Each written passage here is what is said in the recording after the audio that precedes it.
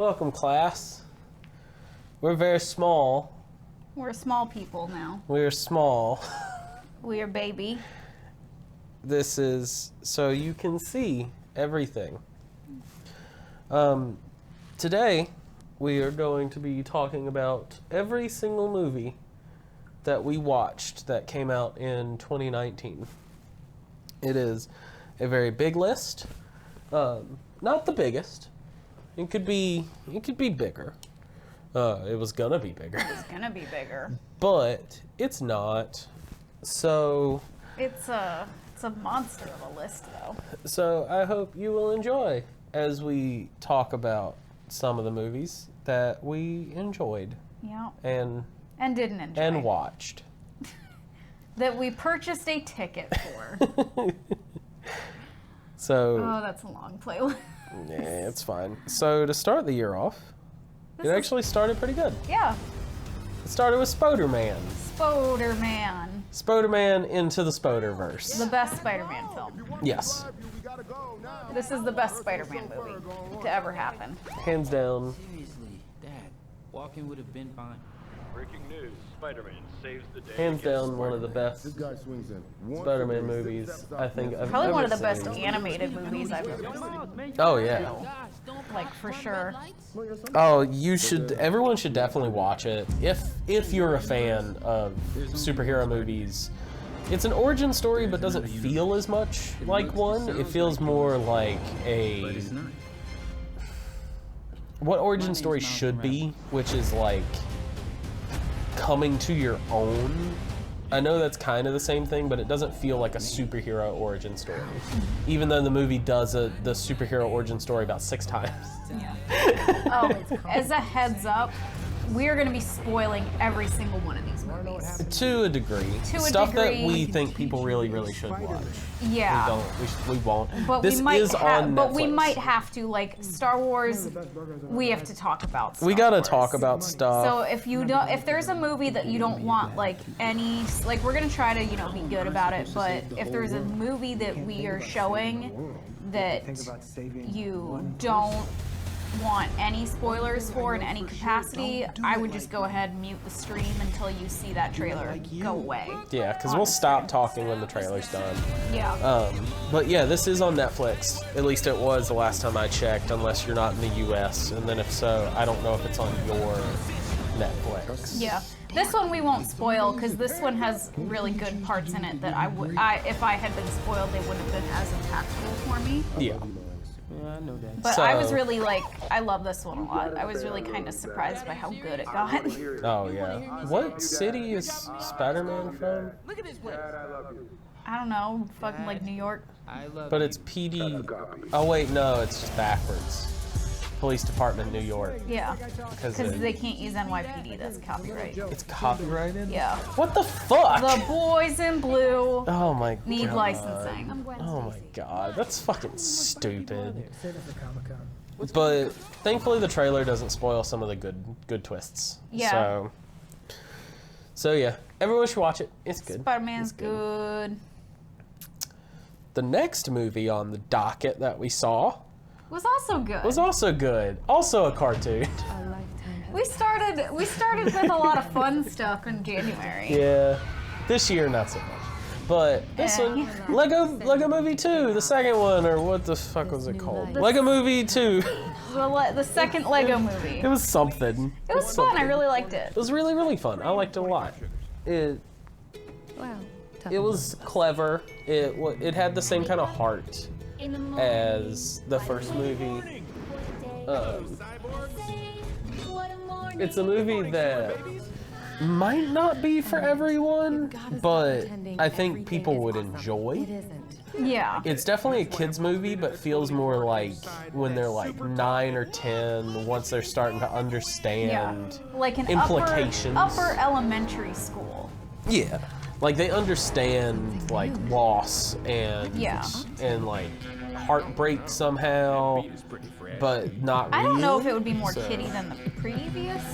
No, it's actually a bit darker. It is a little darker. Because this one, well, no, I don't want to say anything either, because it's kind of a spoiler. but it's essentially the same movie. Yeah, it feels like it's just a continuation of the first movie. Yeah, like this is part 2. Yeah, it's not a rehash, but it's definitely the same vein. It's because the movie kind of picks up right after the first one, narratively. Because that's the secret of these movies. They're not really about Lego. Not about Legos. But yeah, I enjoyed it. I enjoyed it a lot. It was fun. It was pretty fun. That's kind of all that I gotta say about this one. Yeah, let's skip ahead. We got a lot to go through. Yeah. The next one was something that not as many people talked about, but I thought was actually pretty good. It was Alita Battle Angel. I like this movie. I really wanted to see it because I like the manga. I never saw the manga. I read the manga when I was in middle school. It definitely kind of seems like a middle school manga. It is a middle school for our age manga. I definitely say middle school in like the early 2000s because I had the Tokyopop. I have ever met. Fucking, yeah. Tokyopop days, man. This was a Tokyopop manga? Yeah. Oof. Oof. I will say it's not a perfect movie. It's a Rodriguez movie. Yeah. It feels really uneven. This is gonna sound like a dig, but it's not a dig coming from me. If you like Spy Kids, you'll enjoy this movie. Because it's the same kind of like feel. Because everything what Rodriguez does is kind of about family. Yeah. But I don't like Spy Kids, but I still like this. You don't like? I don't like Spy Kids. I knew that. I like Spy Kids. I know what I am. But it definitely had that weird thing because they made her eyes big. But I don't like how fake her clothes look. That's like the only thing that drove me nuts was like Really? her clothes were CG sometimes. Oh yeah, because they weren't always. Yeah, they 'Cause weren't they always, only- but sometimes like that one pink shirt she wore is like CG. I think it's because of the stuff underneath. Yeah. So, but it's really good. I really hope it gets a sequel somehow. I mean, I have a feeling James Cameron would fund it himself with all his Avatar money once those movies make $1 billion each. Yeah. So, because he really wanted to make this personally. I'll buy a ticket to Avatar if it gets me. If it gets me an Alita second too. Alita. Yeah. It was really, really good. It was kind of predictable in some places, but I guess that's... I mean, that's a fucking Just- manga yeah. adaptation. Like, It was really fast. Was kind of the problem. Like it was plot fast and points there was a just lot, kinda but I feel like happened. it's like it shoved a bunch of different arcs into like one movie. Yeah. Like, Which is that's the why thing. I say it felt a little bit uneven. And it was a little goofy sometimes. Not bad goofy, just a little. Just a little goofy. What's this? And then, hold on. Oh, I don't have much And to then say about this. Captain Marvel. It was a Marvel movie. It was a Marvel movie. Like it's better than some of the ones that I saw. Blockbuster. It's the 90s. Hunter, look, it's the 90s. Remember the 90s? Actually, is it the 90s? Yeah, this takes place in the 90s, remember? Oh, yeah, She's the got a whole fucking thing, Nine too. Inch Nails shirt, and they play I'm Just a Girl, like... They really wanted to hammer home 90s, yeah. It wasn't bad. It was a Marvel movie. It was though. a Marvel movie. So It was like, one of the better Marvel movies. I will say that. I will say it's actually one of the better ones. The effects are really good. Young Samuel L. Jackson is Yeah, really young good. Samuel L. Jackson is really good. I'll say the thing that a lot of critics say about young Samuel Jackson, the only time you can tell is when he moves like an old man, like when he stands up after petting the cat. I will say that. I didn't think He's about it. Still an old man at heart. Yeah, I didn't. In his heart. I didn't notice it when I watched the movie the first time because I wasn't nitpicking, but then going back, Yeah. he gets up very slow. And I like Brie Larson as Captain Marvel. I just like Brie Larson. I've loved Brie Larson since she was in Scott Pilgrim. Yeah. So she's fan-fucking-tastic. And she's a good Captain Marvel. Captain Marvel and Thor are two of the best parts of the Marvel Cinematic Universe. I'm not sad everyone died. It's Marvel, so it's not a spoiler. Yeah. And Spider-Man is the best part too. Ant-Man is the best. Ant-Man. Ant-Man is actually the best part. I could watch 16 Ant-Man movies. But this was It was good. it was what it was. It could have been a lot worse. It could have been a lot worse and a little bit better. Yeah, like that's what I was about to say. It could have been a little bit better, but that's Disney. So, Captain Marvel. Captain Marvel. Oh, crap. Okay, so Do you want me to pause pause it, it for a little because bit? we need to Okay. preface this with okay, so as we watched 50 movies over the year, as we sat in the parking lot processing what we just watched for every movie, we tried to continually rank films. Yeah. This one stayed number 1 for us Up until the end of the year. Until the end of the year. Yeah. And this is still probably like 2 or 3. Yeah. Yeah. This movie got both of us. Yeah. Like Really bad. It's a silly name. We know it's the man who killed Hitler and then the Bigfoot. You go in thinking it's going to be this wacky movie with a wacky name, But it's so sad. but then you cry. Yeah. And it just hurts. Yeah. And just it's by and large one of my favorite movies I've ever watched. The cool thing for us is that the director was actually there, so there was a little Q&A after we saw it. Yeah, that was really cool. And it's just he did it as basically, hey, let's make this movie that sounds silly but give it a heart. Like Yeah. that was kind of his It sounds whole silly, but let's make it like 100% sincere. Yeah, because didn't Yeah. he say like we saw this title and thought it was goofy, but what if we played it straight? Like Yeah. that was the idea. And What kind of person does both of those things? yeah, what kind of man can kill Hitler and the Bigfoot? Yeah. And just And ugh. this is what we get. And it's very good. It's very good. Let's watch the trailer. This one soldier. As he got older, the stories got stranger. Some I believe. Oh, it's so good. So good. But it wasn't describing a man. Wallet, keys. It was more like something mythic, legendary. Like, I don't even want to talk during it because I just think it's pure art. It is. You didn't pull any swords from any stones, did you? But you might have done something. Something bigger, maybe. And like it could have easily been 2 movies. There's Oh, it's enough. not silly at all. It's not silly. It's not Bubba Hotep. It's not Werewolf Cop. It is 100% straight lace. Yeah. There is not even a joke No. in this. Like, they don't There- even make jokes. There's some goofers. Like, tiny goofers, but not...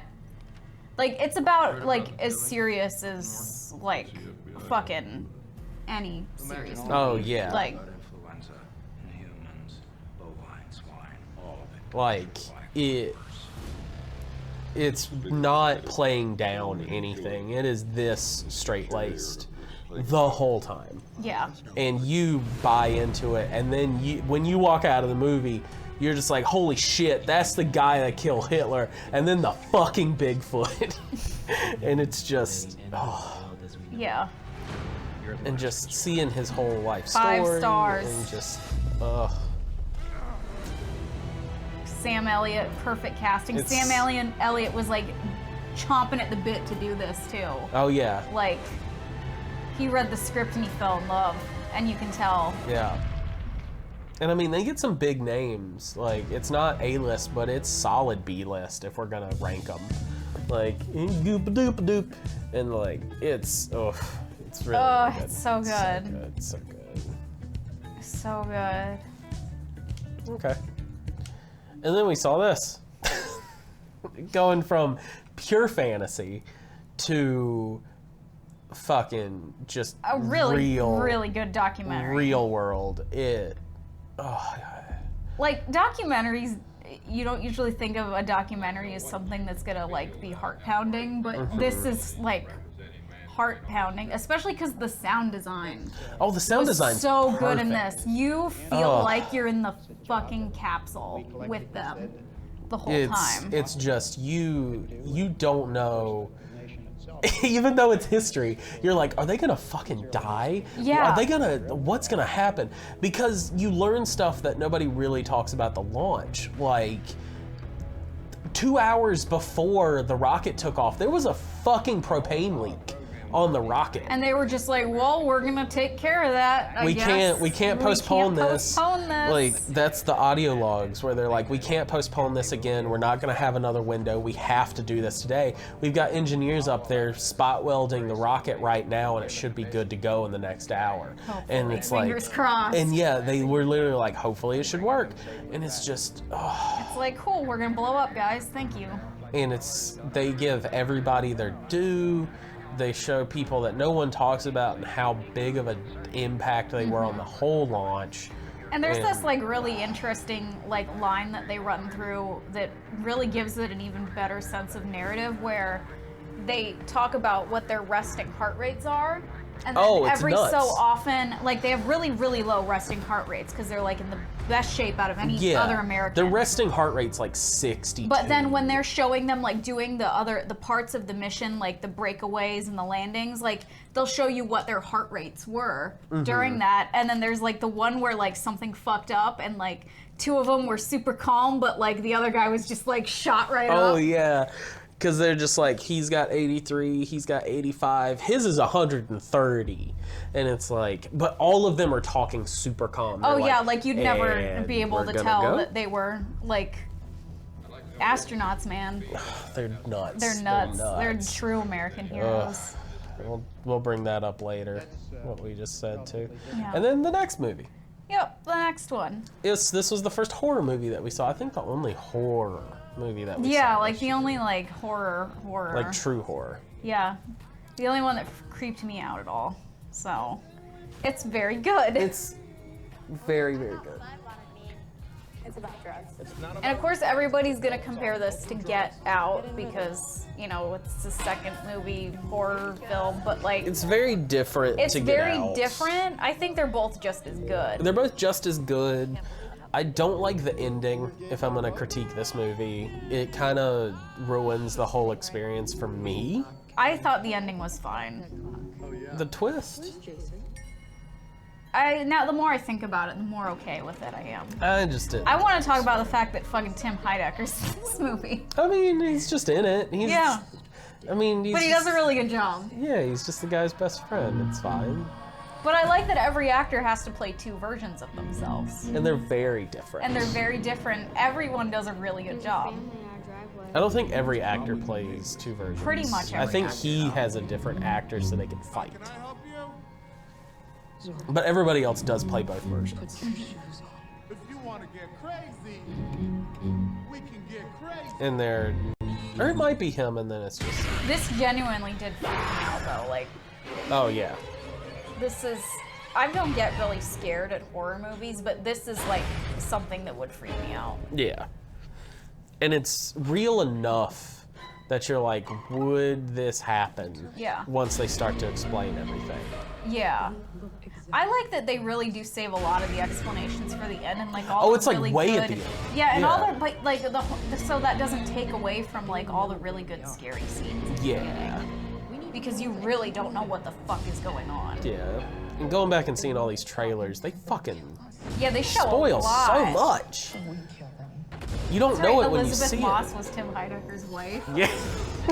They're a really good fake married couple. They're a very good fake married couple. They hated each other. They hated each other. It was so It good. was so good. But yeah, everyone should watch it. Take your own experience for the ending, but the rest of the movie, it's still really it's, good. it's still There's one of the a best running movies. theme this year that we feel like a lot of movies could have ended about 10 minutes earlier Yeah, before they did a weird twist. just to do a twist. Just to do a twist. But like, it was good. It was good. I really liked it. And then to shift gears into stuff, the thing with our local theater, which is the Alamo Drafthouse of Raleigh, all the Alamos show basically old movies every once in a while. There's They've got Terror Tuesday and Weird Wednesday. and Weird Wednesday, and we went to a couple of those Yes. this year. And this was the Weird Wednesday that I wanted to go to because I love this movie, and Hunter had And never somehow seen it. I'd never seen Hunter it. had never seen it. And now it's one of my favorites. Now it's one of Hunter's favorite movies. So it's Phantom of the Paradise. It's so good. It's a Disney movie? Is it a Disney? It's a 20th Century Fox. Disney owns this. Disney owns. Oh this my now. God. Okay. Cool. But it's a funky movie. It's so good. It's Phantom of the Opera, except It's the 70s. Also the picture of Dorian Gray, yeah. and also well, no, it's just those two. It's just those two, and the devil's in it. Well, picture of Dorian Gray. The devil's not in the picture. Is that? No, it's just an evil painting. Oh, then yeah, and also the devil. So. It's really good. But it's about. It's really fun. It's about 70s music culture, as in from the producer's side. Yeah. It's very neat. It's very fun. I love it so much. It's so camp now, like true camp, because it plays everything so straight, and that's my favorite part about it. And isn't it? It was done by a big director too. Who was?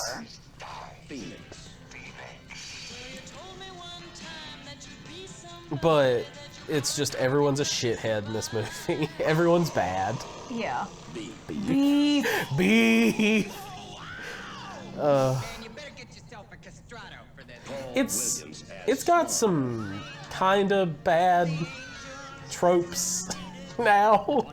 Yeah. It's a little It's the dated. 70s. So they make some pretty off-color gay They jokes. do make some pretty off-color gay jokes. That's the only off-color stuff that they touch. They thankfully don't touch on race or anything else. Yeah, thank God they didn't even think about that. Yeah, but it's in the context.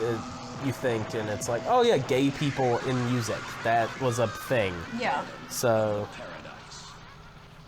was it Brian De Palma? I don't remember. I don't remember. I know it was a big one, but Disney owns it now. So. Yep. Cool. Expected to be on Disney Plus. I guess it's not going to be shown at our local theater anymore. Yeah. Womp womp. Womp What's womp. this? Was this the biggest movie of the century? Yeah. Yeah. I don't have any real feelings about this. No, and we're not just shitting on Marvel to shit on it. They're They're good. They're popcorn movies. I don't care about Marvel. That's so it my is thing. Brian De Palma. Nice. It is Brian De Palma. He's good. It's just I don't care.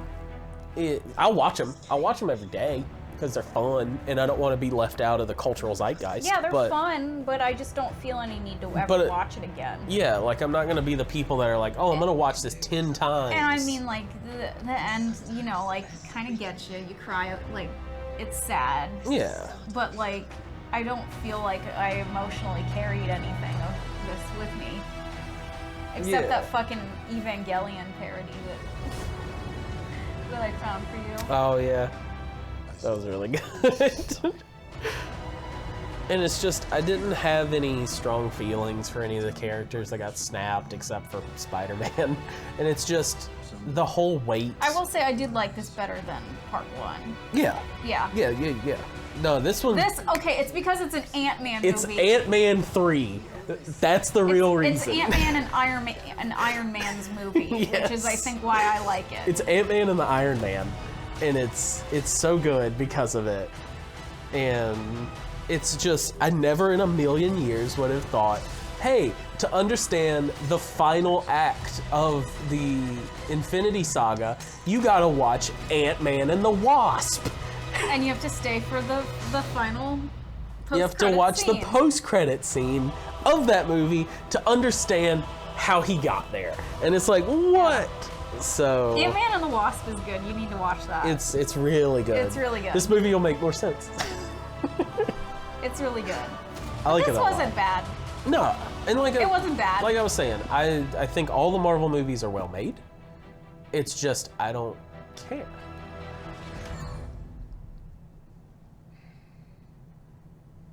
They did a good job at hiding Fat Thor and all the... Oh yeah, you never would have known. And I think they even scenes where he was fat, like Yeah. they did him as not fat. What's this? No, it's still Oh. Marvel. No. No. DC. DC. Yeah. It's Shazam. We It's love Shazam. this. This movie's great. Which means we don't just not like superhero movies. No, we we like comics. like it comics. fun. We like fun. Even if it's dark, please make it fun. A lot of people didn't like this though. What, really? Yeah. Like a the lot of DC people fans? thought this was just like a lot of critics thought that this was like shitty. Shitty. I can see it being like mediocre. I thought it was good. I thought the kids were good actors. The kids were very good. The kids were good actors. The jokes were funny. It felt like a good DC Universe movie. Yeah, this is still canon to the DC Universe. It makes me feel like the DC Universe doesn't fucking suck balls. That's the other thing. It's not rebooted. Because I told you that, right? Where the new Suicide Squad's not a reboot. It's a sequel. Yeah. Just called Suicide Squad. Yeah.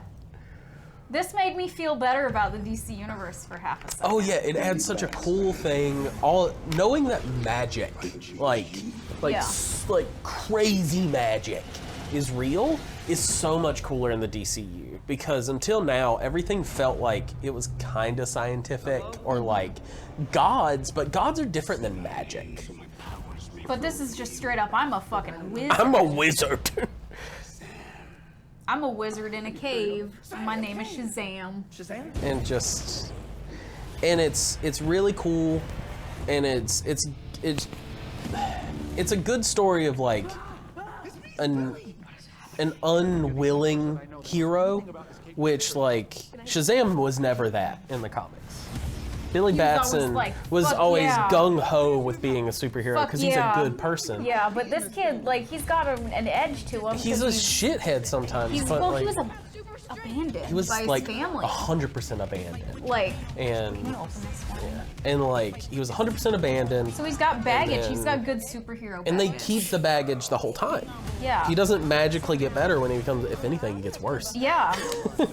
Yeah, no, there's a good scene where he deals with it. He faces it head on, and it's just disappointing to him. But he's like, well, I'm gonna still be a hero, I guess. Yeah, and the bad guy's good. Bad guy is so comic booky, and like just choose the scenery. It's so good. So bubbled on my laptop. You're dead. I made sure it didn't bubble. It's bubbling a lot. I don't know what. No, it didn't spill out. I capped it. But yeah, this was good. See, I'm not just a... We don't just hate it, because we also hate every other DC movie. But it was fine. I still haven't seen Aquaman. I've heard that it's, in the middle of the road. So I could probably sit down and watch Aquaman. I think it's still on HBO. Just because of Jason Momoa? Yeah, I can always turn the sound off. I don't get why any DC movie leaves HBO. It's made by them. And then another good movie. Shit. I love this. Hunter's like kind of meh. You were kind of like... I was kind of meh just because like it's an average movie, but as a Pokemon movie. As a family movie, this is really good. Oh, this is a really good family movie. Like, and I mean, I've been playing Pokemon since I was 10, so, this is what I want. This feels like, I love how real they made the world feel. Yeah. Like, that's really the good thing, is all the world building is just perfect. And it makes more sense, and they also flesh out Pokemon surprisingly to show not everything is Pokemon. Yeah. If anything, it's this city that is what just everybody like really, else is it's like. It's just kind of like their thing. It's like a sports town, but for Pokemon. Everybody has a Pokemon partner in this city. But the rest of the world, not as much. Like, everybody and like even kind of becomes and then a trainer. I love the integration with this is like really good integration with CG, because it at least felt like even the creepy designs like felt real. Yeah. It's just really cute. It's just really cute. They're all very The cute. Volga, like so the scene with all the Bulbasaurs made me cry. Like, It did. Hunter looked over and I was like crying, because they had the Bulbasaurs and then they had the little fairy ones that I like. Your mushrooms. Yeah, you saw them for a second. Yeah, it's very cute. I love it a lot. Squirtle is cute. Every time I see a Squirtle. Fucking Psyduck, though. It's kind of spooky. But I Oh like my God, I like Mr. Mime. unsettling Pokemon though. Like Mr. Mime is one of my favorite Pokemon. It's just, why does he have dodgeballs? Why is he made of dodgeballs? I don't know, Hunter. He's just made of dodgeballs. And But it's- yeah, no, I like ugly things. So, But it's just, what is Mr. Mime? but The I love Pokemon- this Pikachu. He's got like a little. His like front fur is a little bit lighter. Like He's fat Pikachu. That's he's why you fat like him. Pikachu. Because not all Pikachus have been fat Pikachu. He is fat Pikachu. But I love this movie a lot. It was good. I don't know if it's in my top 5, but it's still really good. It might be in my top 5. There's like more than 5 movies that are in my top 5. Of just this year. watching movies. Yeah. Yeah. John Wick was also really good. It's just fun. It's just, I can watch so many of these. I could watch one of these every 6 months. If You they can watch wanted to them give that me fast? one every 6 Goodness. months, I can do it. You have no idea what's coming. I mean, it was really good. I'm surprised at the more I learn about the CG in it. Because we know about the practical effects. We know how good the practical effects are. All the glass in this scene is fake. That's fucking nuts to me. Because it all looks so real, but all of it's fake. Yeah, you should take an afternoon and watch John Wick 1 and 2. Oh, And they're you can watch really them good. back to back because they just like pick Oh, it up. literally starts right after. Yeah, they pick Yeah. up one right after the other. Yeah. So they're fun to watch as a marathon. Yeah. 3, you can wait a bit because there is a breathing period for him. But, It's not, it's like a day. Like, well, you know. Because, I mean, yeah, all 3 movies this is like take the place, worst 3 days of his life. All 3 movies take place over the course of like a week.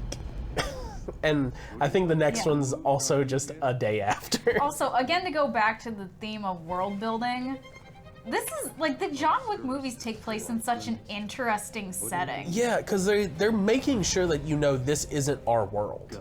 Like Like this it's is very a world similar. where like high contract, it's like just normal.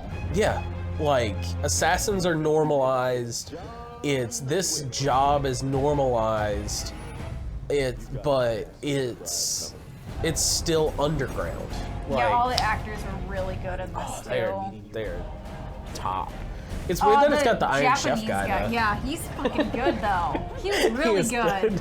It's just And there's weird. dogs in it, and don't worry, the dogs don't get hurt. Nobody at all. gets hurt. Yeah. Animals don't get hurt, It's- except the one in John Wick. To start the whole series. To start the whole thing. Yeah. But it's just weird. So if you feel like you recognize the Japanese guy, it's because he's the Iron Chef America guy.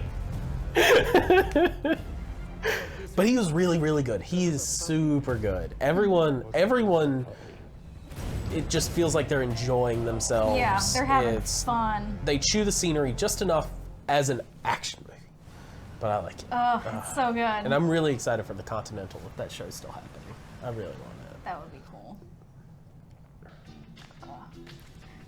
This is another movie that was a special showing at our Yeah, let's Alamo just Draft cuss. House. It was to benefit a cycling advocacy club here in Raleigh. Yep. So we went to go see it. This is one of my favorite movies. Oh yeah, I love Pee-wee.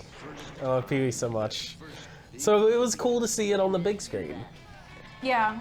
It's any movie is good on the big screen. Oh, if you're in a good theater. If you're in a good theater, which our theater is a good It's theater. very good. We saw one movie outside. Well, no, we saw 2 outside of the Alamo Draft House The one was okay because it was still here. because it was still here. But we're gonna leave that as a surprise. Which one we saw in literally the shittiest theater I've ever been to, Yeah. because it just makes the experience even better. Ugh. But no, Tequila. this is great. I love this movie. I love it a lot. It's This is like one of the my movies favorites. I had like downloaded and always on my iPod. Like, Oh yeah, this is a movie that we tried to watch every once in a while in our house, like because it was on TV a lot. fun When we fact: were a my kid. mom used to clean Paul Rubin's neighbor's house. So It's a weird thing that happened to her is when she got outside waiting. Was it waiting for a cab? it or was waiting a for my friend? uncle who drove a limo. So she was getting a limo home. She was getting a limo from my uncle, and she was waiting, and he was late. So Paul Rubens came out and gave my mom a Pepsi. Yeah, he was just like, "Hey, you want a Pepsi?" Yeah, he's like, it's hot out here. And she's like, oh fuck, it's Pee Wee Herman. Didn't you say like your mom tried to be modest and was like, no, it's okay? Yeah, because she also couldn't take because she's diabetic. Oh yeah. So, but she still took it because it was hot out. It was hot, and Yeah. like she probably would have crashed anyway because it was too hot. So she Yeah. probably needed the sugar actually. So that's our only celebrity story in our family. Yep, it's a good one. Except the Kennedy thing. That doesn't count. That doesn't count. It counts, but it doesn't count. It was more of a work thing. Yeah, they were business partners. Anyway, Anyway, and then we saw Dragon Ball. Dragon Ball Super. This was fun. This was a lot of fun. As much as I'm so tired of Super. Oh God, I got so done with Super by the time this came out. I liked it. I liked it a lot. And then the fucking Tournament of Power just kept on going. There's Just 17 kept seconds on left in going. the Tournament of Power. There's 16 seconds. And it was like 3 episodes. And I'm just like, please ugh, let me fucking die. let me die. And just so many people are gonna say that's their favorite arc. And just it like, started there were off cool parts of it, but then it but just like dragged. 2/3 of it could have been cut out, and I would have been fine. Because so much nothing happens. And I mean, everybody's gonna be like, but that's Dragon Ball. No, if you go back and watch Dragon Ball, it was never that bad. It was never that bad. I watched a lot of Dragon Ball, guys. It was never that bad. Yeah. The first 2 arcs, though, the first 80 episodes out of 180, Yeah. was pretty good. The Frieza arc kind of sucked. I'll say that. Yeah, that was kind of... Battle of F wasn't good, but they had to do that to set up the power tournaments. Yeah. But this was fun This talking was about fun. this. It's just... Thanks for watching. Watch IGN. Yay. And just... Don't watch IGN. It was fun. It was fun. Watch us instead. But I enjoyed it. And then another weird Wednesday. Or was this Terror Tuesday? It was one of them. You know what? It doesn't matter because it's Maximum Overdrive, It's Maximum Overdrive. which is a local story. It is a local story. It takes place in North Carolina. Yeah, in a fake city based on Wilmington. And it was filmed in Wilmington.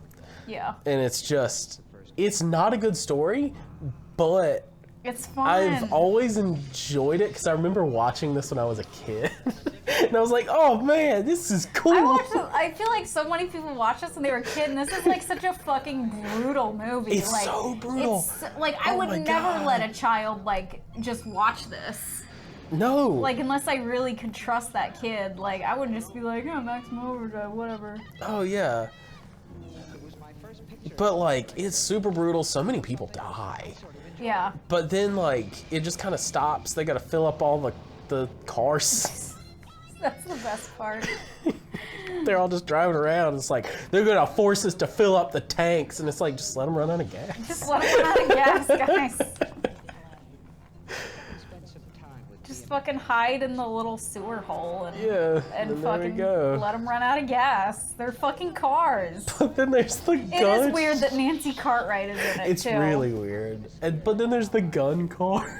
The gu- The Jeep with a gun on it. And wasn't there like a weird robot so it could pull the trigger or something? Yeah, Like, there was a robot that pulled the trigger. It's so stupid. It's so stupid. You could tell he was on coke the whole time. Yeah. But man, did I have so much fun watching it again. I truly enjoy this movie for what it is, and I will say it's probably one of the worst And movies remember, I've they ever actually seen. blew up that gas station at Because the it was end. fake. It was 100% fake. They said And they fucking Wilmington was like, you need to take... AC/DC made the soundtrack. Oh, fuck. Because that was the Back in Black soundtrack, right? I think it was. Yeah, they made the album Back in Black for Maximum Overdrive because Stephen King, that was his favorite band. He caused AC/DC to come back, making his worst and only movie. But yeah, the city of Wilmington was like, you need to clean that shit up, so they blew it up. Oh yeah, because they had to tear it down anyway. Yeah. But when they were filming, they constantly had truckers stop because it looked like a perfect gas station. And they're like, this isn't a gas station, it's a film set. We have no gas here. Please leave. It was so good. It was so good. And then go into a mediocre movie, Aladdin. Yeah, this was just okay. you know, I feel like It's not bad. It's it's mediocre. not bad. There were parts that I really, really liked about it, and then there were parts that I really, really hated. Yeah. There was one part where I went and I grabbed Hunter's hand and I just like cringed. And just to spoil the part, it's just the girl power song is bad. The Jasmine Like, original girl power song is yeah. really bad. Like, and as a song, it's okay, but in the context of the movie, it's the worst because she's captured. She has a fantasy that of she, getting like, free. She gets free and she takes charge of the situation, and then she's captured. And it's like, Why did that happen? Why did we do but this? like I liked the casting. The casting's good. The costumes are great. The costumes are great. Honestly, if they kept it more of a, like, well, I mean, they did stay pretty faithful to Aladdin. Like, Yeah, no, it's Aladdin. And even the songs people making fun of the songs when you just watch them, in context to the tone and pace of the movie, Yeah. they're fine. because they do feel a little slower, but I Yeah. feel like it's across the whole board, so it feels right. Yeah, and like, if you go back and listen to Prince Ali, it's not as fast as people think it is. It's actually about as fast as what's in this movie. Yeah. And the jokes are funny. Make me a prince. This joke got me in the movie, even though I saw Yeah. it in the trailer. I laughed a lot at that joke. It's funny. It's funny. I like the white girl that they put in here who's just really trying to fuck Will Smith. Oh, yeah. And then they do. Because that's the other thing. That's a spoiler. Hey, hashtag Genie fucks. Yeah, I think that's literally what I wrote like on Instagram after I saw this. I was like, Genie fucks, Yeah, guys. it's not a spoiler because at the beginning of the movie he's talking to some kids and they're the only kids on a boat with him, so you assume that with they're him his and a kids. woman. And Yeah. it's like, So you assume, well, you don't see the woman. but you hear her say like, guys, Oh dinner's yeah. gonna be ready. So or like, fucking... it's at the start of the movie you learn Genie fucks. So yeah. it's Genie fucks. Yeah. That's all I have to say about this. That's the whole movie. It's not bad. It's not bad. It's a family movie. If it's on TV, I would watch it if you want something in the background. I will watch it. say, we were going to see The Lion King after this because they came Oh, out like yeah. 4 weeks apart. And then I was like, no, it doesn't matter if I have Movie Pass. It doesn't matter if I basically get to go see it for free.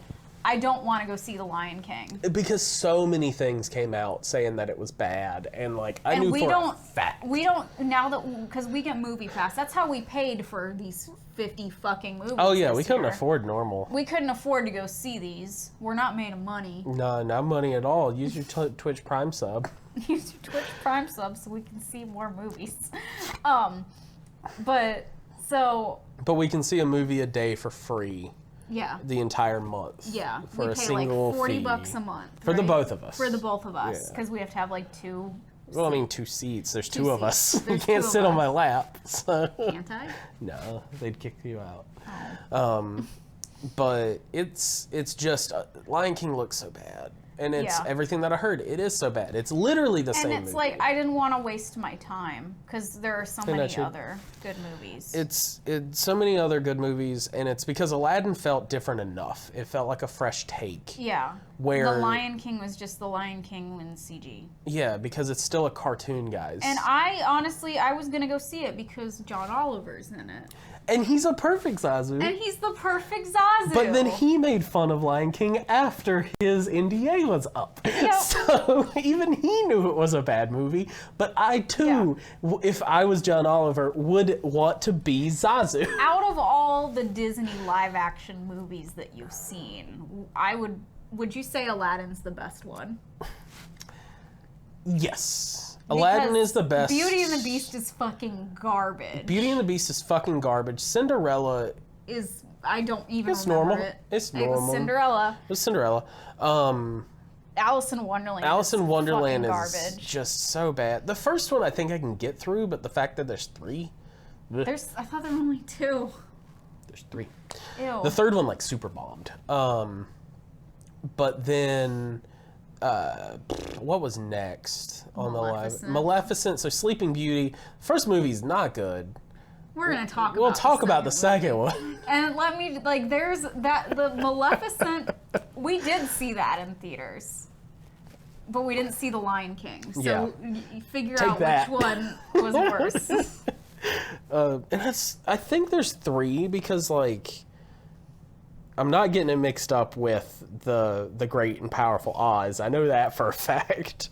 I think there's only 2. I think you're incorrect. I think you're making lies up on our first film school show. I mean, I'm a teacher. You can just lie to students. Yeah.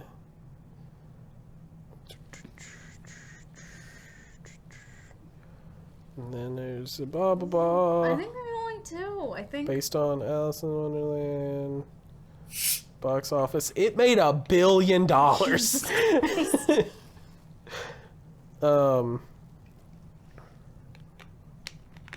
Why won't you show me the sequel? I didn't want to look at the franchise. You know what? I films. don't think it matters how So many there's there are. Allison and looking. I guess there was just the 2. It felt like there was 3, but whatever. It doesn't matter. It doesn't matter. They're both bad.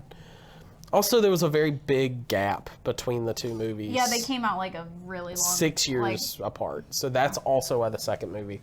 How bad did it bomb? Too much money. Let's see it still make like $1 billion. Yeah, it bombed for Disney because it was $170 million budget and then it made a little bit less than 300.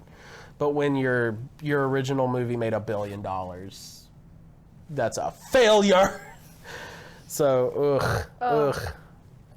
So yeah, there is 2. Not bad. Yeah, that's the Disney hierarchy we have. Aladdin is the best live action. Aladdin's the Disney. best live action Disney, and that's pretty sad. And we're not gonna go see Mulan, unfortunately. For various reasons. It's the biggest one being The Hong Kong stuff. and they support a unified China, which Hong Kong needs to be its own country, but let's not talk about We're that. not gonna talk about that right now. Let's We're talk about not gonna open up Godzilla. that can of Let's worms. talk about Let's talk Godzilla. about fucking Godzilla. This movie's fucking great. This movie is fucking great. This movie America. it deserves so much more. It's Propaganda. so much better than the first Support the movie. troops. It's so much better than the first movie. The first movie's not bad, but this feels like Godzilla. This feels like a Godzilla movie. This is a love letter to Godzilla. It's very American, so if you're gonna watch one Godzilla movie, watch Shin Godzilla. But this is just fun. Oh, the plot is super dumb. It's Godzilla. Have you seen Godzilla versus That's the Megalon? thing, like, we've seen so many fucking Godzilla movies that, like, as long as fucking Jet Jaguar's, like, fucking not in it, then it's a Except serious... if he was, you'd say everyone should watch it. I love Jet Jaguar.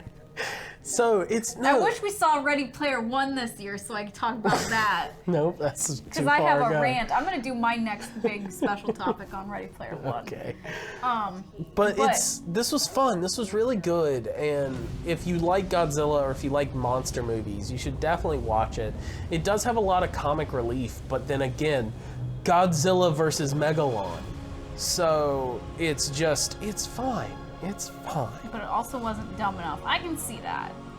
I can see why people didn't like this movie. Yeah. I like dumb monster fights. Because that is the thing. This is like the balance that I personally wanted, but some people want Godzilla to be like super dumb, like Son of Godzilla, or way too serious. Which Shin Godzilla also isn't serious if you get the comedy that is the Japanese government. So it's good. But I want everyone to watch this at least once. Yeah, at least give it a try. I'm really excited for the next one. We still got to watch King Kong on Skull Island because We do. that's tied into this. Fucking Charles Dance was in this. Just for like a second. And he's in it enough. He's going to be a big part of the next movie. Yeah, That's and why. that's what makes me excited. Yeah. I just had fun with this It was fun. It was so much fun. And they got System of a Down guy to make the credit song. It was cool. Yeah, maybe I think they'll take a lot of criticism from like what people didn't like and put it into the next one. Because I feel like the people who made that actually kind of give a shit. They listen. They actually give a shit about Godzilla. Yeah, So, well, that's what I mean. They took a lot of the criticism from the first movie and fixed the second one. And then they're probably going to tone down the comedy a bit, but like Rodon was super goofy. So they're going to lean into that. And then after Godzilla, a good, fun monster schlock, we watched Men in Black because we thought, hey, maybe it'll be fun, and it was the most okay movie we saw all year. It was really okay. Like, we keep forgetting that we saw it, which is a shame because Men in Black is one of my favorite movies. Oh, I love Men in Black. I love Men in Black a lot. I can honestly watch 2 and 3 and not feel upset. I like this better than 2. I like it way more than 2. I don't like it as much as 3. So it's not the worst Men in Black movie. Oh yeah, nothing's gonna... I mean, there's Men in Black 2 right there.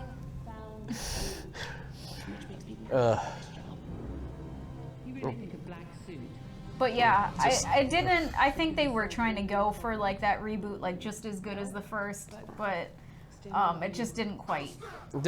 Do it because they attached so many big names to it, like surprisingly big names. But you know what? The chemistry between the leads is very good. They are between bros. All the leads, Everybody's though, fucking great. every single lead with each other is so good. So like, even though this movie didn't do good, I want to see all these people in another movie, or at least try again.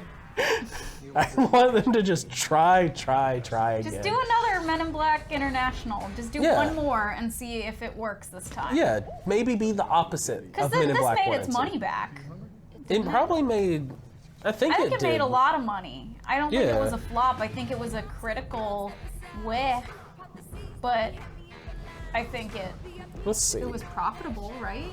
Let's see if it was profitable. Ooh, this has got a 23 on Rotten Tomatoes and a 1.5 on Roger Ebert. Ooh.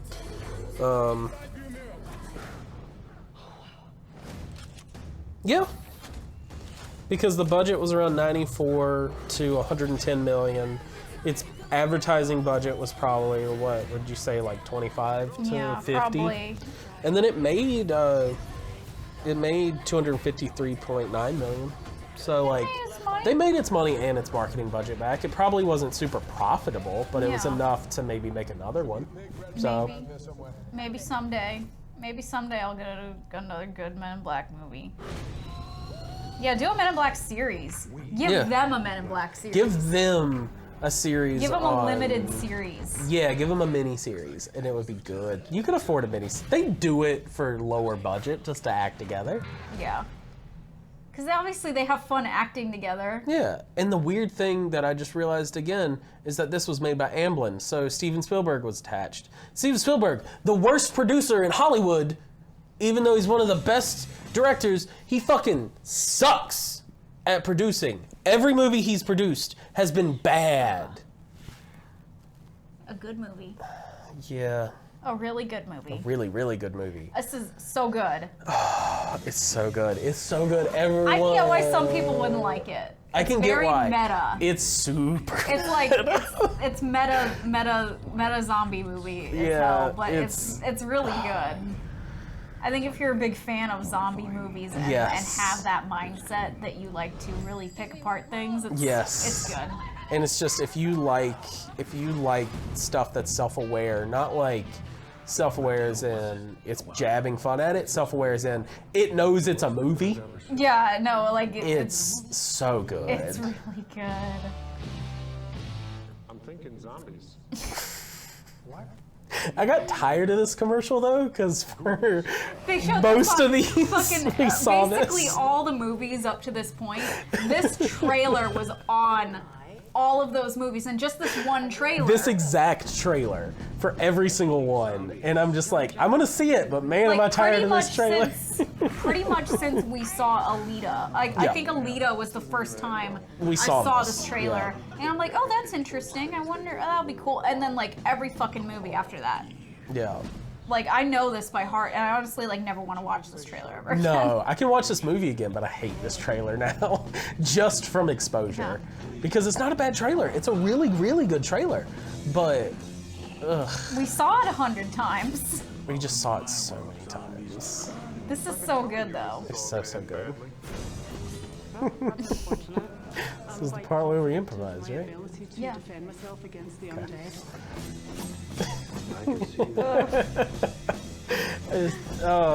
We're gonna be quoting this for a while. Yeah. I don't want to quote it right now because I want people to watch it. I want to be able to watch it. But If you watch this movie, you're gonna see how much we've just integrated its vocabulary, like, into our souls so and our humor. it's so good. The undead. Ghouls. Just how he says ghouls, though. The undead. Ghouls. This is a good year for Adam Driver. This is a very good year. If only monetarily for some things. He made a lot of money this Made year. a lot of money. Here's another special showing. Yeah. Fucking psycho. Yes. I love it. I love it so much. This movie is bad, but It's really bad, but it's fucking nuts. oh, I love it. I want everyone to see it because it's the synopsis of this movie is basically it's a biker gang, and the leader's mom is a witch. So he figures out how to gain immortality. But you have to kill yourself. But you have to. But you have to believe that you're gonna come back. You have to wholeheartedly believe that you're not gonna die. And if you have even a moment of doubt, you're dead. You die for real. But so he gets his whole gang to do it, and he's trying to get his girlfriend to do it the whole time. Yeah.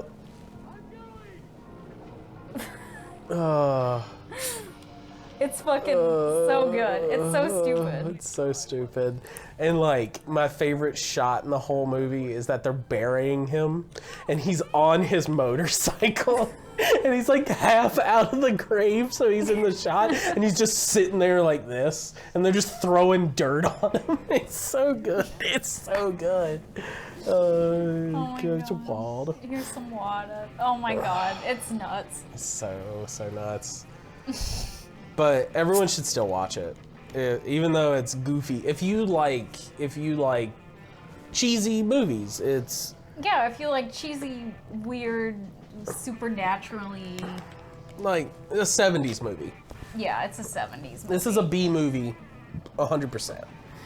And like One of they those knew- good old moral panic movies. Yeah, like that's what it is too, because it was about all the biker gangs and stuff in the UK and then it was kind of on witchcraft because that was a big thing again, and it was making fun of all of it. Yeah.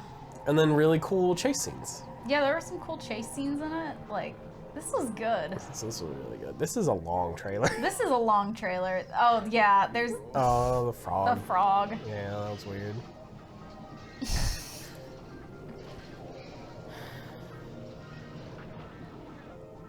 Yeah, and it's probably on YouTube. Yeah, I think this whole thing is on YouTube. My favorite part is that their names are just on their shirts.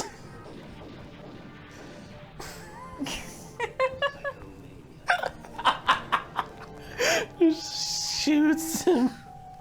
Oh, it's so good. It's so good. Ugh. What's next? What's What's What happening? did we see? Oh yeah, Toy Story. Toy Story. This It was was fun. good. I like this. It got me. Yeah. Toy Story has got me 4 for 4 now. It's like they come out with a movie that exactly is dealing with the issues that millennials are dealing with as they're dealing with them. Yeah, this is a series for millennials. It's still targeted at kids. Kids can 100% still watch them all, but like But Woody is a millennial. Woody's a millennial. Woody's having a midlife crisis. Well, a quarter life crisis because the world that millennials live in is awful. So. Yeah. And he realizes, fuck, maybe I don't want to do this with my life. Why am I alive? Your body's toy. You are going So it really got me at the end. that will last for the rest of her life. I mean, it got you the way that 3 got me when I watched it. Oh, 3 got me. 3 got me hard. Come on. Oh. 3's old now. 3 is 10 years old. No, it came out in 2011.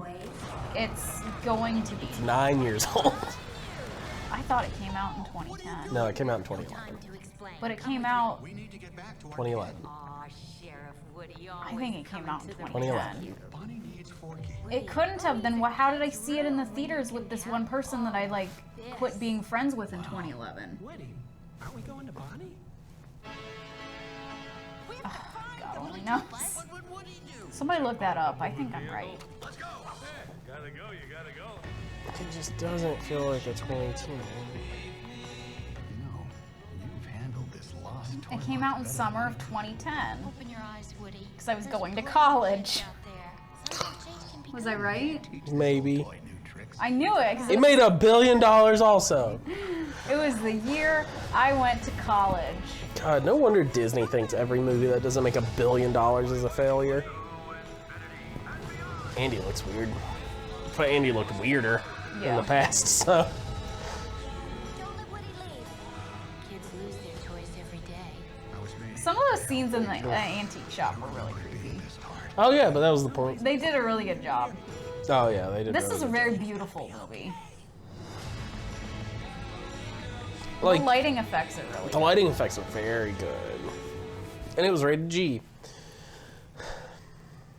Rated Spider-Man G. Far From Home trailer is about to play, but if you haven't seen Avengers Endgame yet, stop watching because there's some serious spoilers about to come up. It's like the first shot in this trailer's a spoiler.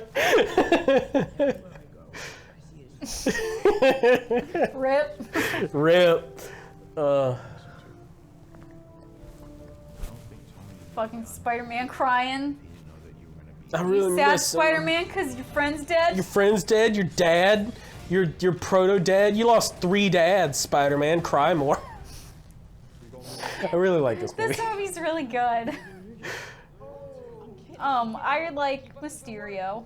Mysterio was really good. Mysterio was really good. Mysterio was really It's- unexpected. It was unexpected with how they did Mysterio. Because I really thought they were doing it whole hog, and then it took a twist, and it's like, oh, now it fits in this universe. Okay. Because everything that you would be like a mad nerd boy about is on purpose. All of it. This movie's making me feel better about Zoomers. Oh yeah, this movie's about Zoomers, all made by young millennials though, because he's like 23. Yeah. And Jake Gyllenhaal looks good. Yeah. He looks real good. He looks real good. But he is an asshole. Yeah, but he looks real good.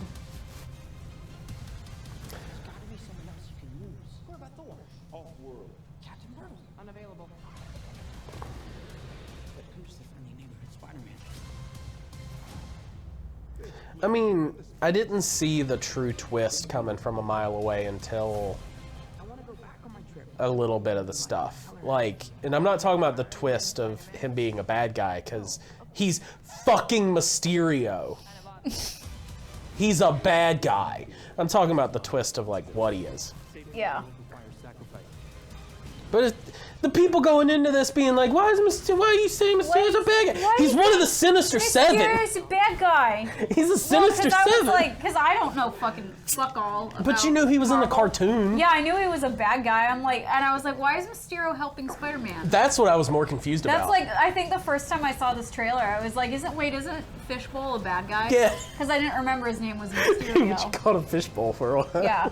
But yeah, it's just everyone that was confused out of being a bad guy. No, but I was the opposite. Why is he helping Spider-Man? Why is he being a good guy?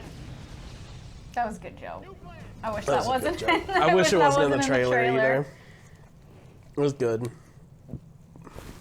I mean, I'm glad Spider-Man's back Yeah, in the this movie universe, is just but- about everybody dealing with Tony Stark being dead, though. Yeah, I mean, Spider-Man's he's the audience surrogate at this point. Because everybody wants to be a superhero. And here's where everybody takes I take the L on this one, because I really like this movie. I like this movie a lot. But you I am a big, dumb love bitch it. baby, and I love Quentin Tarantino films. Yeah. Please. You thought this movie was perfect I as a thought Quentin this was Tarantino a perfect movie. And I hate myself for it, because I understand why people don't think this critical, is a perfect movie. yeah. But I think it's a perfect It's a perfect movie for what it is, and It's a perfect movie for me. and it's a really good love letter to movies. Like, that's the thing. It is. And I have like a lot of Because it also doesn't say that being famous and in Hollywood's a good thing. If anything, it says the opposite. No, these are all shitty people. No, that's like they're all pieces of shit. But Yeah. that's why I say it's a movie for me, because I like movies. about pieces of shit. Yeah, and it's also in Tarantino's universe, so everyone Everybody's is a shit. piece of shit. Because this is timeline, this is the second movie. Yeah. Or is it the third, because it's Hateful Eight in the same I universe? think Hateful Eight's in the same universe. And Django. Never mind. Yeah. So it's the fourth. But, I love this movie. No, I love this movie. This movie's great. And I think everyone should watch it. If you like Tarantino movies, if you hate Tarantino movies, you will hate this movie. Hate this movie. And, like, I kind of get why Bruce Lee's estate's upset at the movie, but also it wasn't really bad to him. It was just showing that he was a showboat. And Which he was. He was kind of an asshole, it turns out. So, I think, like, the only thing that makes me feel weird is, like, all the Sharon Tate stuff, but I think I get it. You get it now? I always got it. I don't get it now. I got it when I watched it. But I can understand why people would be, like, kind of upset and offended by because it was a real the person. fucking Manson murders, but, like, but it's basically it's an AU where they didn't happen. Yeah, well, it's like, very. And here's some spoilers if you like. So at the end, Leonardo DiCaprio and Brad Pitt prevent the Manson Bianca murders. Yeah. And it's really I think cool. it's interesting that, like, Tarantino's created this universe that's horribly, like, hyper violent. Mm-hmm. But then, like, this one good thing happens. Well, no, all the hyper violence half the time is for good. It's just like Inglourious Bastards, where, like, it's super hyper violence. Yeah, but it's violence they kill inherently. Hitler. Well, yeah, but anyway. I'm not saying that it's inherently good. I'm But, saying like, this good is things just literally happen. like something just like this. The Yes, Manson actor. murders are this, like, watershed moment for Hollywood. Yeah. And America. And America and hippie culture, and, like, a lot, like, changed. Like, the attitude changed. The 60s were, like, fucking dead, and, like, nothing dead in the happy water was after left. that. Yep. And I forgot what I was gonna say. I had a point to this, I swear. Manson Murders changed. But the fact that he, like, gets rid of that, I mean, I think it shows something about his romanticism of Hollywood, that he wished that time could go on forever. Yeah. And because he has the power of a filmmaker, he can do that. He can pretend that it did. And that wasn't world, a very he did. articulate way of saying what I wanted to say, but Nah. I made that up on the fly. Yeah, it was fine. But that's why I really like this movie. I think it feels. I wouldn't say Quentin Tarantino is a good person, but this feels genuine. Yeah. So. It is genuine. And I enjoyed it a lot. We saw it, like, big on movie cucks and 35mm, which was really cool. It made was really cool. A really good picture. It was super soft, but, like, sharp. I loved it. Yeah. But everyone, I like it. I like it, and I want to see it again. Yeah. But I am kind of an asshole for liking it as much as I do. I mean, that's like, well, we'll say it in a minute. I get to say my spiel about being an asshole, so in a couple trailers. In a couple trailers. And then we saw Guillermo del Toro's thing. Yeah, this was fun. This was good. This was a good This was a good horror movie. I mean, it wasn't scary. No, it's a kid's horror movie. Yeah. Like it's got the concept of gore and murder, but it never does it. Yeah. Like, and a lot of things are semi-implied kind of things. Yeah. But it's just like the books, where they're made for kids, but they're creepy as shit. Super creepy. Yeah. And I loved it. I loved it a lot. I can see why you think that it was just kind of okay. Because I just think these kinds of movies are just okay. Yeah. It's not anything specifically about this film that I didn't like. It's just that this kind of movie is not my favorite kind of movie. Yeah. But I like it. It was good. The kids were all, again, more good kid actors. Like, we have good kid actors now. Oh, yeah. It's because it feels like, you know, people are treating kids as actors. Yeah. And they're expecting actors out of them. Tommy's missing. But yeah, this was really good. There's no way it's actually connected, right? So if you missed it, or if you skipped it, I'd go back and watch it. Yeah, I'd go back and watch it. I think it's a good to put into your Halloween rotation of horror films. Yeah, if you're like one of those yeah. kind of people. Yeah, they used the book illustrations, which was cool. Oh, and they tried to make it as close as possible as they could. Yeah, the effects are so good. Like the costuming and everything is just. Oh. I'm afraid that we woke something up. Yeah, the fucking fat thing I don't like. Yeah, I didn't like the spider. You don't That like the was spiders? that was my least favorite part of that movie was the spider pimple. Yeah, you really were. I Like, really did not swarming. like that. But the Jingle Man was spooky. The fat thing, Grandma's toe, they were all. Grandma's toe was terrifying. And they got a. Fucking who took my toe? Who took my toe? Oof. Nasty. That's so nasty. And there's a lot of practical effect in it too. That was neat. But then what did we see next? What was next? Oh yeah, more horror. Well, dark comedy. So I guess we did see more horror movies, but nothing like scary. I can't believe that it This was movie so fucking is good. so fucking good. Oh, we've said that for so many of the movies this year, but we this one try to was see good movies. really, really This good. one was really good. This one is the first in our theme that kind of the last part of the year was the capitalism's evil. Fuck rich people, man. Fuck rich people Like, in particular. That is what the That's what the theme last is. half of this year was like. Yes. And this was really, really good.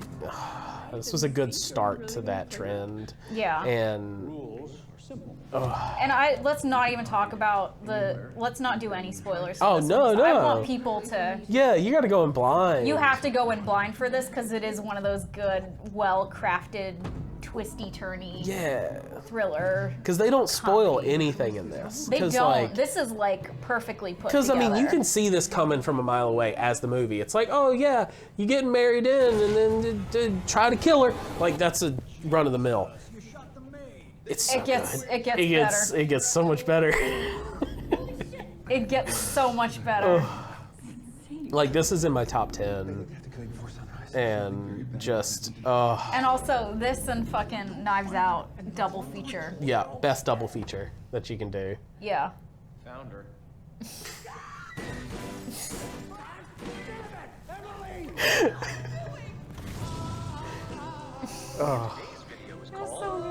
So good. Getting to know It's so funny.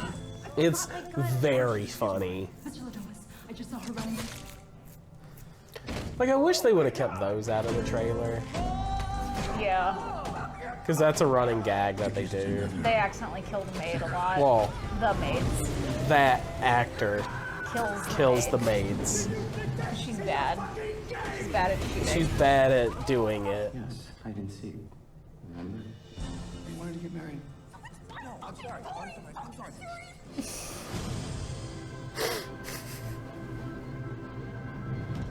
It was so good. So good. 2 out of 2 would Two watch out of again. two would watch again. Ugh. Mark Hamill in The Witcher Season 2. Okay. Okay, cool. I didn't know Escape Plan 3 came out. I didn't know there was an Escape Plan 2. Okay, whatever. Next movie. What is it? Oh, I think I know what this is. This is the one that there isn't a trailer for. Oh yeah, this is just the whole movie. So let's make our own trailer. This is called Extraterrestrial Visitors. It's an E.T. ripoff from 1983 that just tried to cash in. It doesn't exist anywhere. We went and saw it on a weird And Wednesday. they put a fucking tape in the machine. 100% just put in a VHS, and this is what it looked like. This It is was what was this on it. Shit. It was this bad of a transfer. Oh my god. And like, it was like fucking. Because where I just. Okay, so like, what's the plot? Like, it's there's a bunch of teenagers out in the woods for like the first fucking half hour of it. Such a big part. There's this weird kid that likes to take animals. Yeah, he likes to collect animals, and then I guess like they find an alien egg. Yeah. And then there he is. There he is. Okay, so then like this guy hatches out, and you know he's like friends with the boy, but then like the mother, I think, or the dad, or the something. dad or its parent like starts killing people because its baby's gone, and then I think the baby also learns to kind of be a little evil too. Maybe. I mean, my favorite part is this cat just messing with the costume. Yeah, this cat was the fucking real MVP of this movie. Because it's just constantly messing with stuff. But this whole movie is on YouTube. Yeah, this is literally just the movie right now. I don't think anyone owns the copyright. I don't think anyone owns this. So this just exists out in the world for everybody to enjoy now. But like, I don't remember the alien. It's like Bubby or something weird that they name it. But it's got Trunky. Trunky. Because he's got a little. Because he's got an elephant trunk. His name's Trunky. And remember, he has like that weird. He has this weird power to make things do stuff, and then there's this like stop motion sequence in the middle of it, like. And he catches that on fire, and then like this is the scene where like he just starts doing shit. But yeah, so then the teenagers like they're running away from the evil alien, and they end up in the house with the family, and the alien just like fucking keeps killing people. He tries to kill people, but then like it kills them in a weird way where they got like the Big Dipper on their forehead, like glowing. And I don't think it it just ends. Like, it just stops. It just stops like a half hour, like an hour and a half in. And the kid's dubbed over. It just stops being a movie. Ugh. It was nuts. Hey, thanks, thank you, Nightshade. I accidentally clicked back too many times. You clicked back too many times, and now we can't see the videos. I guess we're just gonna have to watch fucking game theory. No. But then we saw a good space movie. It's like we kind of planned these out, but we 100% didn't. I didn't know it was originally a French movie. That's why it's weirdly dubbed. Yep. Oh. Attempting to reach Dr. Clifford McBride. But yeah, I loved this one. Oh, Ad Astra's great. I can see the critics. I can see why people say it's not as good. This hits the same spot to me as 2001 does, though.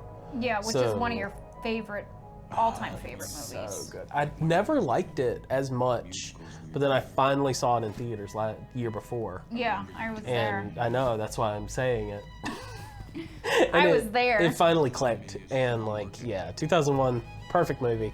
This, not a perfect movie, but still very, very good. Yeah, this was very good. I liked it. It just felt like nobody talked about it because they probably thought it was just a generic Everybody space like compares movie. it to Interstellar. Which is, no. Everybody's like, this is Interstellar, right? And No, it's not Interstellar at all. It's 2001.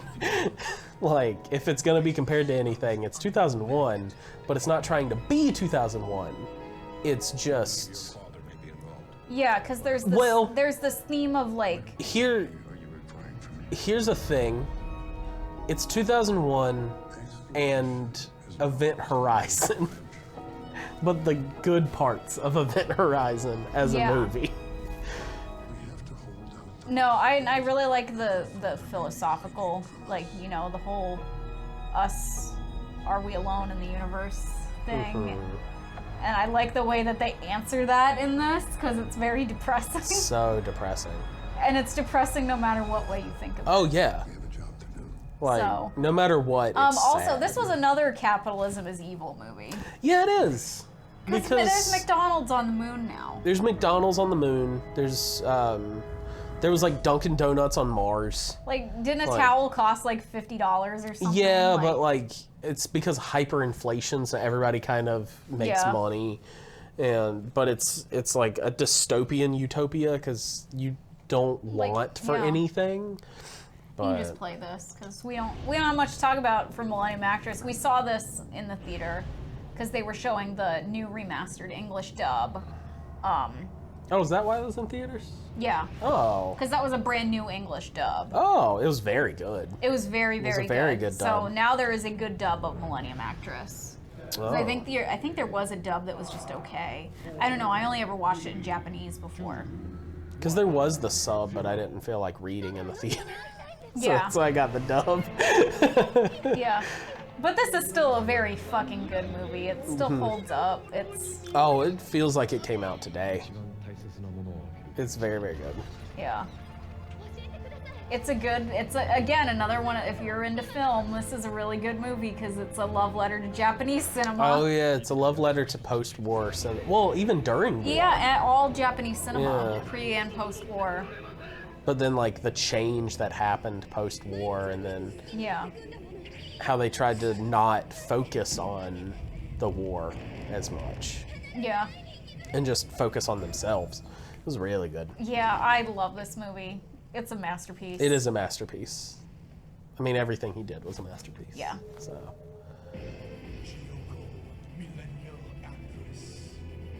Millennial actress. She's a millennial? She's a millennial. Oh my god! I mean, World War It was III's also about to really, happen. it was just good to see in the theater, too. A lot of these are just really good in the theater. But I enjoyed it. Yep. 2 out of 2. What's next? What did we see next? Boop. Oh, yeah. Oh. El Camino. So, okay, here, a little formatting thing. So, we're also this year counting movies that were Netflix originals. Mm-hmm. Because obviously, like, they're brand new movies. They're just released on Netflix instead of the theater. So I think they count. But they're This one- formatted as movies. Yeah. This one we actually did see in the theater, though, because the Draft House was showing it. Yeah, it's Vince Gillian wanted to show this in theaters, if only as a limited run, and so did Netflix. Like, it didn't run for a super long time, but it ran long enough, and it didn't feel like it was just for Oscar bid or anything. They just wanted to give a send-off. Yeah. The biggest critique that I've heard about the movie is that everybody looks very different compared to the they're end of old the now. show. So, like, people are fatter, some people are buffer. Some people just look older. Some people just look older, and it's like, I don't care. I haven't seen the end of Breaking Bad. Everybody so long. goes into character so fast. Oh, like they're super in character. They're in Ugh. character, and like it's like you never stopped watching Breaking Bad. You just forget that it happened. So yeah, maybe like he's a little bit older, but like you don't see it. You suspend your disbelief immediately. Yeah, the search scene was really, really good. Mm-hmm. It made me so anxious. It gave me that fucking Breaking Bad anxiety. Yeah. It felt like that's where it finally clicked the most, is like, oh yeah, this is super Breaking Bad. Yeah. And just, it's good to see Jesse. It's good that it still ended on a cliffhanger. Yeah, it's 'cause- still, it's not a cliffhanger, it's just open. Well, yeah. I mean, a good cliffhanger then. Yeah. Open-ended. Oh, it's It open-ended. did close the theory that Walt survived somehow, because it said that he was 100% dead. Yeah. So, that I'll just spoil it, because of course he fucking dies. Walter Everybody's White's saying dead. that he lived. No. He got shot through the gut and it pans out. It shows that's like He has, like, cinematic of death. Fucking cancer. He's not gonna live He's that gonna long. die Like, he anyway. knew he was gonna die, so. That was the whole point. But yeah, good. And then And then this, Joker. which we saw this on 35mm too. It was good to see. it was a good movie, but it makes me so uncomfortable that I can probably never watch it again. I'm very tough on it because it's just a Scorsese movie, but a little bit worse. Because it's the Joker. Yeah, It's got a lot of baggage of needing to tie into the Joker and Batman and that whole thought. But like, it wasn't a bad movie. I enjoyed watching it. I think it's a really, really good movie. I think it triggers me too much. Yeah, though, but as you someone also- who's dealt with like, But you couldn't watch The King of Comedy either. yeah. So, because that's the So- thing. It's my brother did the worst thing of watching Joker, thinking it was good, but then he saw it compared to King of Comedy and Taxi Driver, and immediately watched King of Comedy, and he's like, "Oh, it's the same fucking movie." So, he he ruined this movie for himself by comparing it to a classic. So it's just, I'm not gonna shit on it to shit on it, because that's low-hanging fruit of, oh, a superhero movie. Because it's good. I don't regret watching. Capitalism's still evil. Capitalism's still evil. I like that part. I don't know if I like the Joker being a symbol of Yeah, that was capitalism weird. being Because that's the evil. other thing, like, I don't think the end of the movie happens. I think if he's in his head. Yeah. He's in his fucking padded room. Yeah. But like, it's good. it's good, and I thought it was, you know, shot really well, but there was just a lot that made me the subject matter made me uncomfortable a lot of the time. So that's Yeah. a me thing, not an anybody else thing. I think if you can handle this kind of stuff, it's a great experience. Yeah. It's just, it's not groundbreaking for what it is, because yeah, it's the Joker, it's a comic book movie being art. I like the climax a lot. The climax is good, The climax is really good. but it's just, It's like the journey to get there hurt me a lot, though. Yeah. So, it's just, I don't get why people are saying that nothing's been like this before when it's yeah, no, it's not like fucking groundbreaking or yeah, anything. it's the king of comedy, so yeah. Yeah. But if you like the Joker, if you like spiraling movies and dramas, it's good. It's worth a That's watch. good. It's worth a watch. Let's do these two as a palate cleanser and then take a short break because things are about to ramp up to 1,000 after Maleficent. Okay. So. Because this is when we started to see a lot more movies because everybody was getting their Oscar. Oh yeah, they're getting things those out. Oscar noms. So out. this Yeah. is probably like we're maybe like a little bit more than halfway through the list. Yeah. But then like a lot happened But in then November. so much happens in November. Let me double check the list real fast. How many are left on this list? We're on. Yeah, we're over half. We're over half. This is 31. Okay, there's still like a lot more to go though. Yeah. And the ones So- that are at the end, we want to talk about more. Yeah. So. Because our favorite films are kind of So at what the end. time is it? We might not be able to do Dracula today.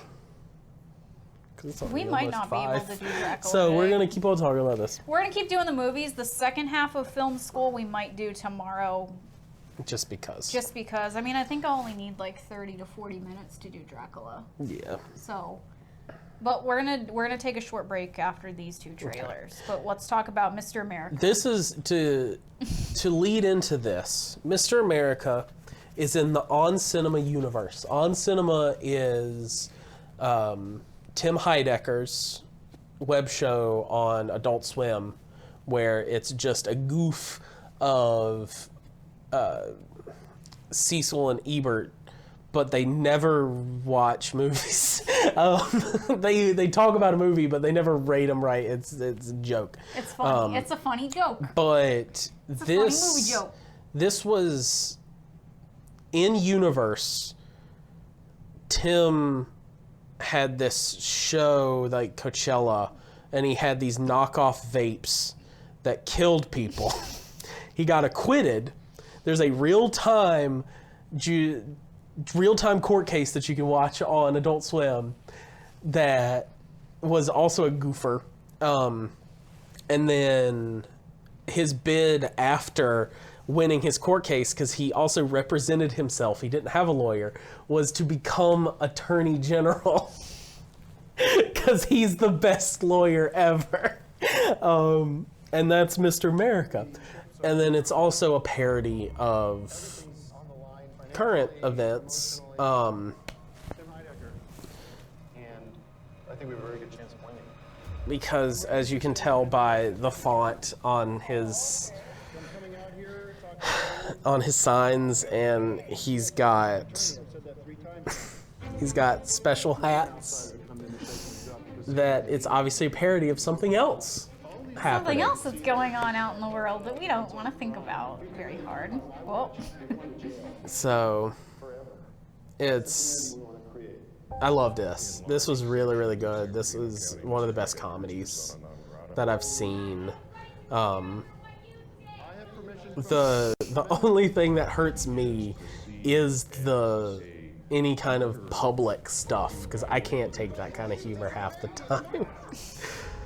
The fucking courtroom scene is so good, though. It's so good. Diego's, this Rossetti has turned out to be a total rat. I don't know how you find people, if you elect them or not, but maybe he'll have some competition next time. Hey, I like this. Vincent Rossetti, district attorney in San Bernardino, is trying to kill me. It's attempted murder happening right here. I think Tim's running for DA because he just wants to get revenge. I am District Attorney Vincent Rossetti. What's happening with the GoPro? It's GoFundMe. I got it set up. Most of the time, GoFundMe is for people who are like sick. We can't. You need to say more about this. But it's. This was like your. It just. I don't want to say anything. I just want people to watch it because it's just. It's such. It's just. It's Tim and Eric. So. It's kind of just outlandish humor, like we have a rat problem. And he was so surprised because those are real places. And he just asked them, hey, I'm running for district attorney. Can I put these signs up? And people let him. Like, they let him put a sign saying, we have a rat problem. And just the whole movie, he's vaping and just knocking down Bud Light like it's nobody's business. And Jesus. I just I mean, loved it's okay. it. It's basically water, so. I mean, that's true. But, like, it's just, I loved it a lot. If you like satire, true satire, you'll enjoy it. Don't take it too serious. Don't take it too seriously. So there's not much to say. It's just you gotta watch it. Just watch it. It's an acquired taste. But, so yeah, if you like Tim, you'll like this. And then, after that, we went back to Disney. Yep, I was sad and I just wanted to watch Maleficent, so I made Hunter take me to go see Maleficent. Yeah, this movie is, it's bad. nothing, it's the first movie. Yeah, this is just Maleficent 1 again, but this time there's more Maleficents. Yeah. Like, literally, this movie is, hey, Maleficent's evil. But they learned that she wasn't evil already. So, yeah. And then there's, like, a village of Maleficents, and they're all descended from the Phoenix. So they're actually phoenixes, but none of them are as phoenixy as Maleficent. So she's not a dragon, she's a bird. And just... I think it's inoffensive. It's inoffensive. So... It's very dumb. It's very, very dumb. It's a Disney movie. It's very dumb, and it's hard to tell if they realize it's dumb or not. Angelina Jolie realizes it's dumb the whole time. You can tell that she's just kind of sitting there to get a paycheck. She's barely in the fucking movie. Oh yeah, the only time that she's happy is there's this scene at the end of the movie where kids are there, and she's just excited as fuck. Yeah, but otherwise it's like she's sitting there, she's making an angry face, or she's walking around naked in that bird nest. Oh yeah, because she was naked in that bird nest. Yeah. Or like Disney naked, so she's got like bandages on. Yeah. But like, you could tell she was just there for a check, and she's barely in it. Oh yeah. War is bad. Like that's the plot of the film. I don't even think that scene was as revealing in the movie. No, it wasn't. They like toned it down. War is bad. Love conquers all. Yeah. You know. Family's who you make it. And bird people. And bird people. They don't show any of the bird people in the trailer, so I guess that's a spoiler. Well, no, they show the one bird person at the end of this trailer, because it's like a reveal that, oh, there's more. There's more Maleficents. Oh, yeah, that. Yeah, she pretty much just sat there and, well, no, she couldn't even drink wine, though, because they tried to, the offensive thing, because they were trying to bait her. Like, that's why she had her freak out in this movie, is because she was being baited. Yeah. Because they invited her to dinner, but then everything was made out of iron and silverware. So she couldn't touch anything. So she couldn't touch anything because fairies are allergic to iron. Yeah. But it's like, why weren't you using silver? And they're like, well, we have to save it or something. Like, it was bullshit. Yeah, so they baited her. Yeah. And then they framed her. Yeah. But she was still really pissed. Yeah, because, like, the son loved Maleficent because he wanted to give her a family. He's like, I want to be involved with your mom. She's your mom. Yeah. Like, I want to hang out with her. So he was being perfect. But then his mom's a piece of shit, and his dad is a dopey Disney dad. So then he goes into a coma. Yeah. So, You don't need to see the first Maleficent You to don't see that need movie. to even see that one. Like I barely saw the first one, and I understood everything. You don't need to see that movie either. You don't need to see any Maleficent movie. No. Unless we say, hey, watch this movie, you don't need to see any of these. Yeah. But here's the home stretch. Here's where movies got really good. And we don't know how to feel about that. Yeah. Except overwhelmed. So, my favorite movie of the whole year. Best movie, one of the best movies I've ever seen. This is a really fucking good movie. I would say this is probably my favorite movie of the year, too. Yes. I mean, it won the Cannes Festival, which says a lot. And just, the pacing, cinematography, the writing. There's only maybe one movie I liked more than this. Have we already seen it? Yes. What was it? It's the last one on our list. Oh. But this... You put that above this one? I might, because I really like it. Okay, I like it a lot too. Yeah, this is such a good movie. Like, it's so well crafted. Yeah, like everything makes sense. Everything just works. Everything has a purpose, and you recognize that purpose. Like, it's... Yes. It's so good. Because it is a movie about how capitalism's bad. Yeah. But it's also a movie about don't be a dick. Yeah, don't be a fucking scammer either. Yeah. But it's definitely more, there's inequality, so that's why they do what they do, but getting caught up in a bad life. Like, this tagline is true. You expect it to be one thing, and then it mutates into something else. It just keeps on going, yeah. It just keeps changing. It's so good. It is so, so good. Oh.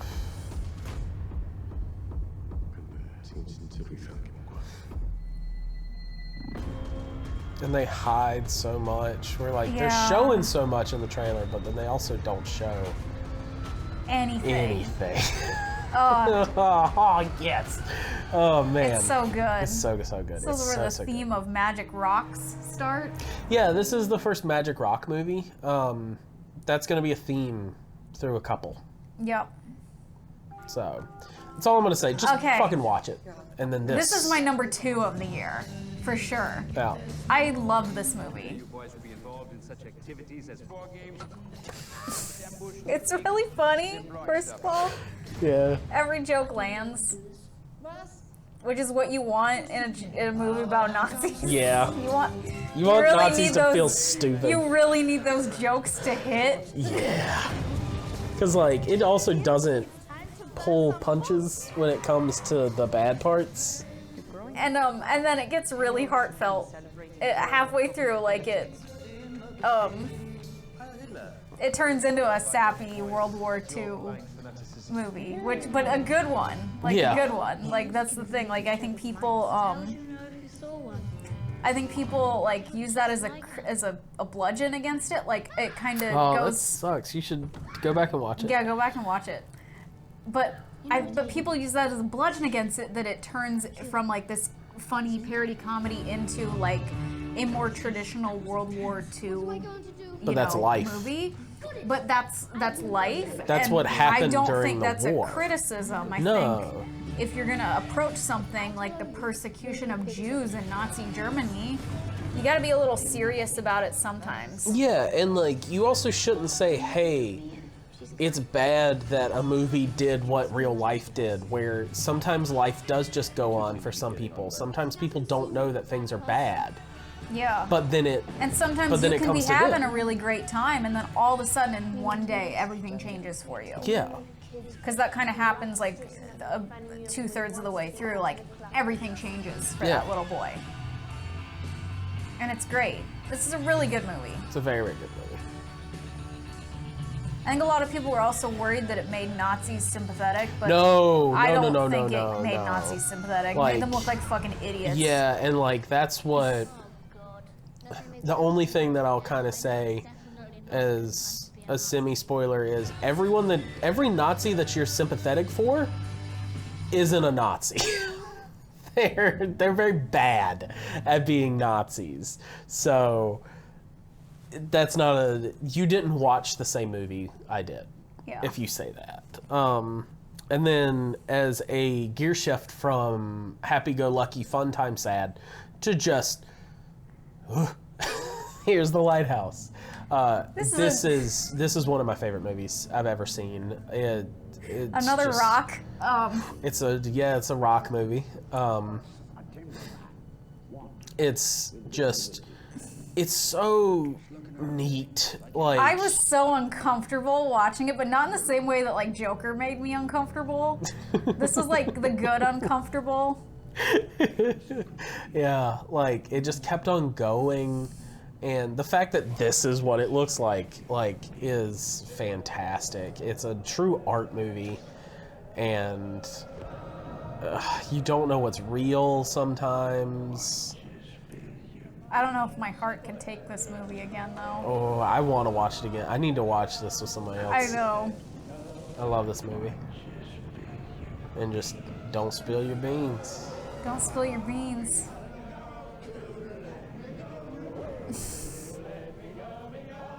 Oh, I'm also afraid of mermaids now because of this movie, so... Well, some mermaids. Well, that one really freaked me. That's what a mermaid would look like. Yeah, that freaked me the fuck out. You're scared of what real mermaids are. Yeah. Didn't you like me lobster? Did you at least like me lobster? No, there was a lot that just really freaked me out in that one. I think I was going crazy along with them. Yeah. No, I felt like I was going crazy. And then fucking A24, man. A24, I read that everything A24 makes, I'm on board for. So we watched a surprising amount of A24. The only thing we missed was Midsummer. Yeah. Which I'm still very sad about. And then what did we see? Oh yeah. Yep. This is my birthday. For context, they had a tea party themed around this. So we dressed up as goth kids, kind of. Yeah. We dressed up like as vampires and we had tea while watching Interview with the Vampire. It was a 3-course. A 3-course tea. At certain times they would serve you themed teas to correspond to the scenes in the movies. So when he becomes a vampire, you get a blood red tea. And when the little girl shows up, you get like a Victorian tea. Yeah. Like, I think that was like the lavender. Yeah, the lavender black tea. And then the one at the end was not great, but that's because everything in the fucking film was falling apart. Yeah. So it fit. It was a tea that I could see a lot of people like. I just didn't personally like it. Yeah. We're not here to review the teas, though. No. We're here to talk about how this is a fucking great movie. And if you haven't seen Interview with the Vampire, you really need to go see Interview with the Vampire. It's so gay. And just, but it's so much fun. It's so stupid, but I love it so much. I love this. I will watch this over and over. Because the secret love of mine. I'm upset that like we didn't get more in the Vampire Chronicles series except fucking Queen of the Damned. Yeah.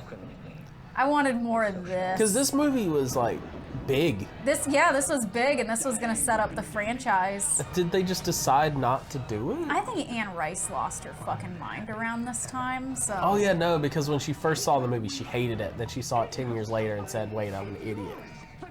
That's also, it. didn't she become like a Christian or something? Yeah, like, and then she made the vampires and aliens. Yeah, and then she realized that she wanted that vampire money. So yeah, like she went back. And now they're all Atlantis aliens. Yeah, they're aliens. Vampires are aliens. What the fuck? Ugh. This was the catalyst for me when we were coming up with the film school idea.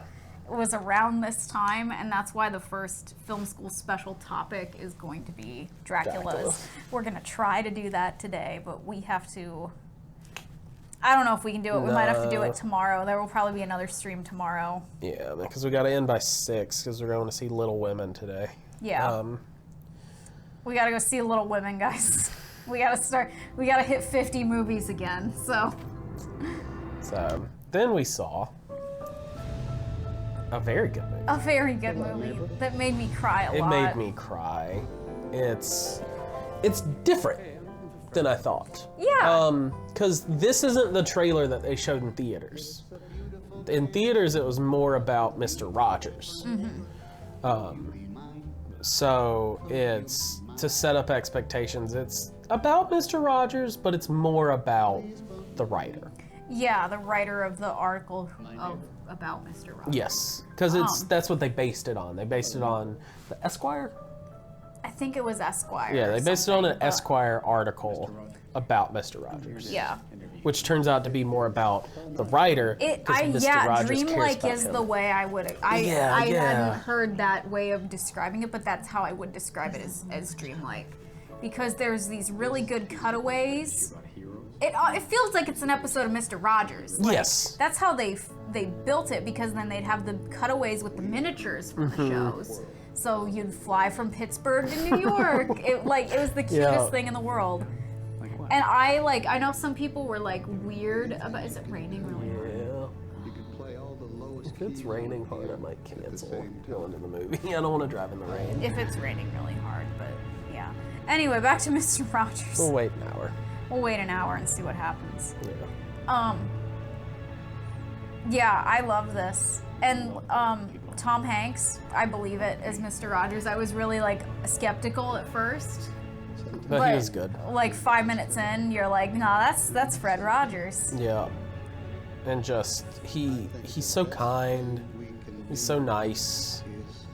But then they don't make him out to be this unrealistic. He's human.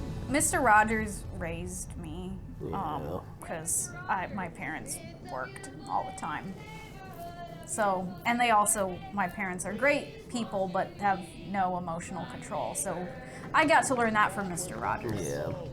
And I guess this is very American for how we feel. It is very American, because, generations of children grew up with Mr. Rogers. Oh, yeah, because it's just, he went from the 60s to about 72.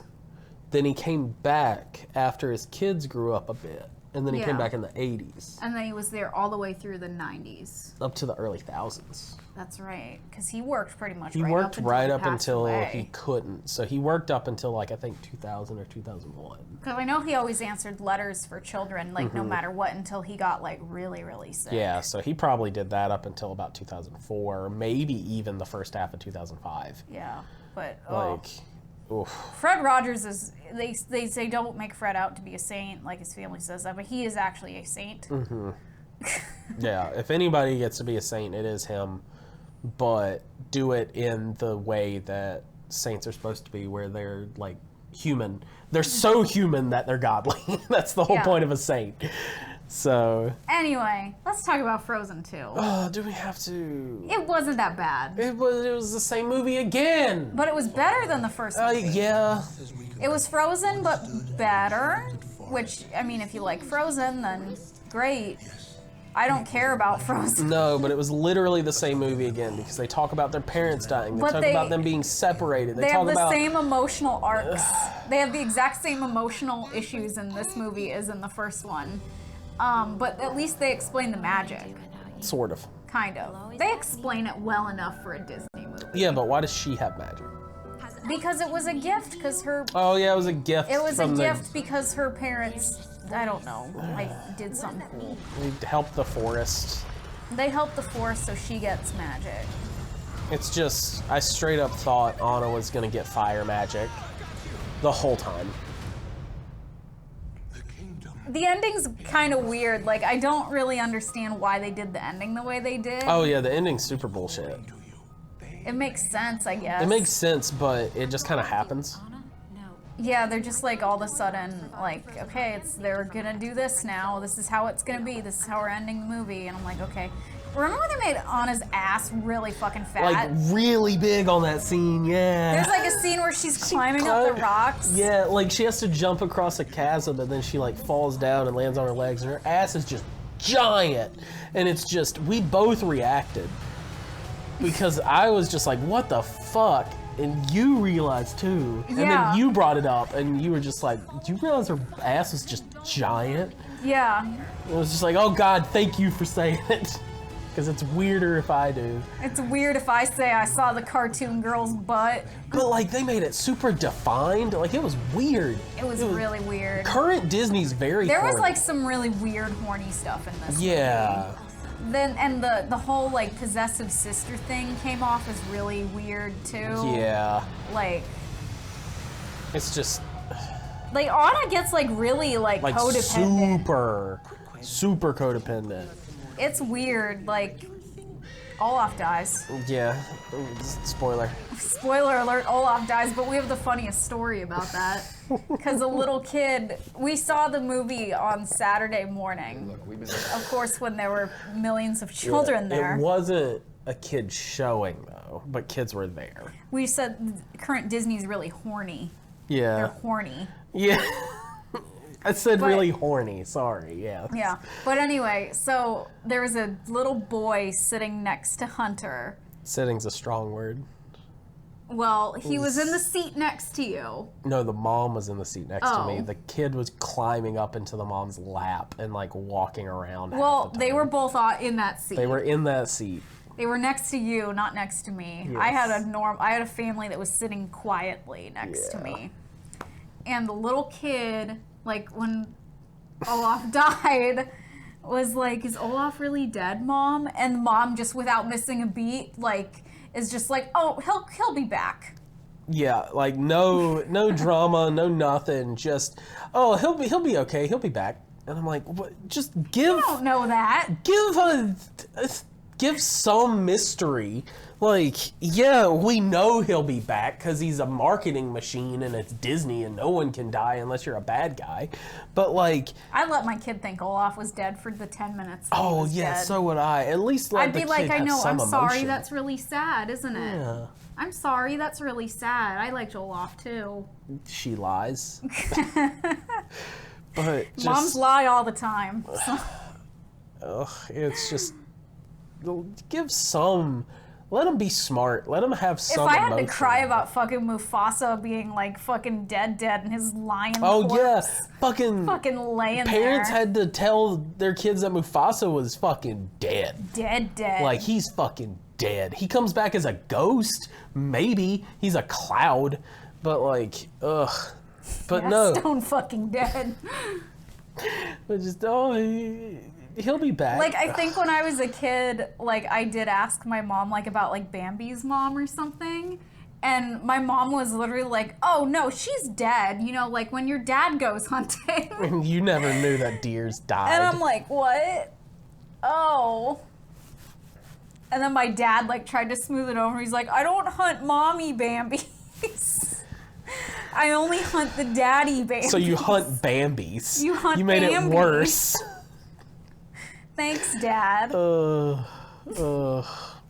And they wonder why I'm a vegetarian now. This was good. We saw this on Thanksgiving night. Yeah, this was really cool to see on Thanksgiving. This is the movie that I'm the dumb shithead white boy because I think this is a perfect movie. I love Martin Scorsese so much. I still haven't seen The Irishman, but that's more of a time problem than thinking that it's too long. Because I mean, I watched Lord of the Rings, so like, whatever. It's just, this movie is the perfect music movie. It's just, everything's cut together great. I get why the band is annoyed that it does kind of focus on the front man. Because he's not the singer of everything, and just, but for what it is, for how the movie's placed, for how it's cut, for how it's written when it is scripted, it's a great documentary. by Martin Scorsese. I was a piece of shit, and like I started to tear up with how good movies He did. are. He started fucking crying, and I'm like, what the fuck is going on here? Like, it's not because it's emotional or anything. It wasn't emotional at all. It was like it was a concert. It's a and concert. He's crying, and I'm like, oh my god. I wasn't bawling, but I was just like, oh, I love movies. I love movies so much, and like that's where I'm a piece of shit. Yeah, Martin it's like Scorsese part fan. documentary, part concert film. Because it's The Last Waltz is technically the name of the concert that they did. The band's final show.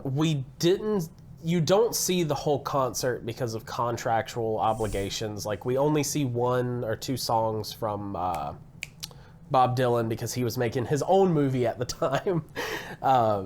But it's this, and then it was interviews With around the band. it about their life and everything. And closing off their career. Yeah. Or moving forward Yeah. away from touring, which they had done for like 10 years. Yeah, it was 10 straight years of touring, and as the band. Before that, they did like 5. Yeah. As something else, as other stuff, like as Yeah. other band names. Yeah. With like a couple other different people and like. Yeah, because they said this and was... I mean, they like fucking backed everybody. They backed Bob Dylan. They backed Eric Clapton. Oh, like, yeah. They've worked with all these people. So Yeah. they were ready to retire. Yeah. Like, it was... And they figured we're going to go out, with one last big party. one big hurrah. Have all these cool people come. Have all our friends hang out, and just... It was great. It was fucking choice. Fucking great. Can I have water? So... Buy it on Blu-ray. If you want to see a good documentary. A good concert film. Yeah. If you like good music. Like good dad music. Yeah, it's all dad music. Even the Bob Dylan stuff's dad music. Mm-hmm. So, and then what did we see? Oh yeah, yeah. This is another one that you need to see. Yeah, this is a need to see. This is a top 5. Oh yeah, I love this movie. It's so good. The party. My dad's dead. That was great. It's so perfectly crafted too. It is. It's another one of those like good if you like mysteries. Yeah. This is like a perfect mystery. Yeah. It's a great whodunit. There hasn't been a good whodunit in A long decades. Everybody was so good in it too. Everyone was so good because it's kind of a small cast. If we say the whole thing. It's a small but very versatile cast. Yes, Like, yes. and like, they do give it away like a little less than halfway through the movie. Like they tell you what actually happened, but up until that point, like you really have no idea. No. And then. And like, even when they tell you halfway through, you still don't know. You're still, and you're still really interested because then you're like, okay, well, how did the situation fall into place the way it did? Yeah, I have. Because the big interesting thing is like he shows up because he got a letter to show up, and we never like know who sent. Yeah. Like that's the other mystery. So even though like they kind of like show who killed him. We're like, okay, well, why is the fucking detective there? Yeah, he got a letter and some money. Yeah. So then it's just, how did all this happen? why is this happening? It's so good. So good, so good. Also, fuck capitalism. Fuck capitalism again. Then you saw this movie and wanted some Biscoffs. I did, yeah. I bought a whole bunch of Biscoffs. That was a good Black Friday. We saw that one on Black Friday with your brother. Yes. The favorite thing that happened there then is there's a line that says, I don't want any more surprises, and my brother leaned over and he said, that means there's going to be more surprises. And it was the best thing. And then after that we saw a dad movie. Yeah, this is a good, it's a good dad movie. I like cars, so this I had. Oh, I fun. loved this movie. It was very fun, and because old school car culture in the 60s and 70s is fucking nuts. There's like no safety, and everybody wants to go fast. So, Yeah, I had a lot of fun watching this. I got very stressed out watching it too. oh yeah. Like I broke a sweat. But all the actors are great. Everybody gives it their all, like 100%. They're all. I'm very surprised that Ford let themselves have the image that they do in the movie because they're definitely assholes. This is another capitalism sucks movie. But like, it's what happened. Yeah, Henry Ford the 14th or whatever is a dick. He was the Deuce. He was the second. His name was the Poop. But he's not Henry Ford the first. Also, I went down a rabbit hole of fucking Henry Ford's, and like, he's not Henry Ford's son. He's the son of Henry Ford's son. And then his son's named after his dad, who's like Harvell the second. And like, fucking Ford names are stupid. Christian Bale was good. Christian Bale was great. He was great in this. I could tell he was having a ton of fun. This was great. No, Ken's a puppy dog. The racing scenes were also very, very Oh, they good. were very, very good for the racing scene. There's a problem. The computer will find it. Get some Scotch tape and a It's surprising I've never seen The Big Short. Big Short and Wolf of Wall Street are on my lists of literally, I should watch that, and then 10 other things come up. But yeah, no, I love this movie. Sound design's very good in it again. Yeah. Like everything. Those car sounds. Yeah, like. Yeah. It'd be very easy to just. This made me want to play fucking Gran Turismo. Really bad. Yeah, no. It almost brought me back. Yeah, but like all the sounds. Wait a second. Is his son Honey Boy? Maybe. Wait, hold on. We gotta go back before we actually go to Honey Boy. Yeah, that's why I'm bringing it up. I think that's Honey Boy. Because it was when they're in front of the TV. That's Honey Boy. Holy shit, we saw him in 2 movies back to back. He's gonna be big. That kid's got it. He was really good. He was. He's good. He's another good kid actor this year. I didn't know he was English. I didn't either. Because like he had an English accent. To be a limey.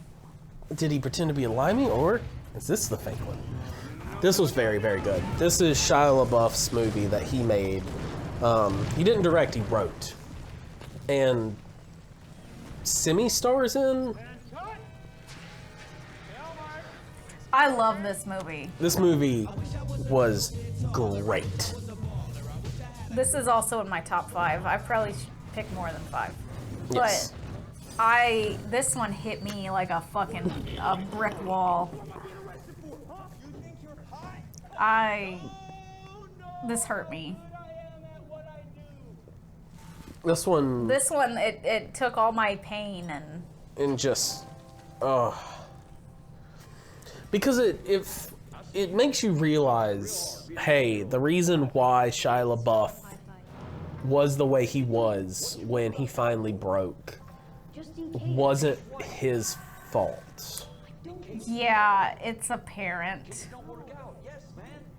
It's an alcoholic parent.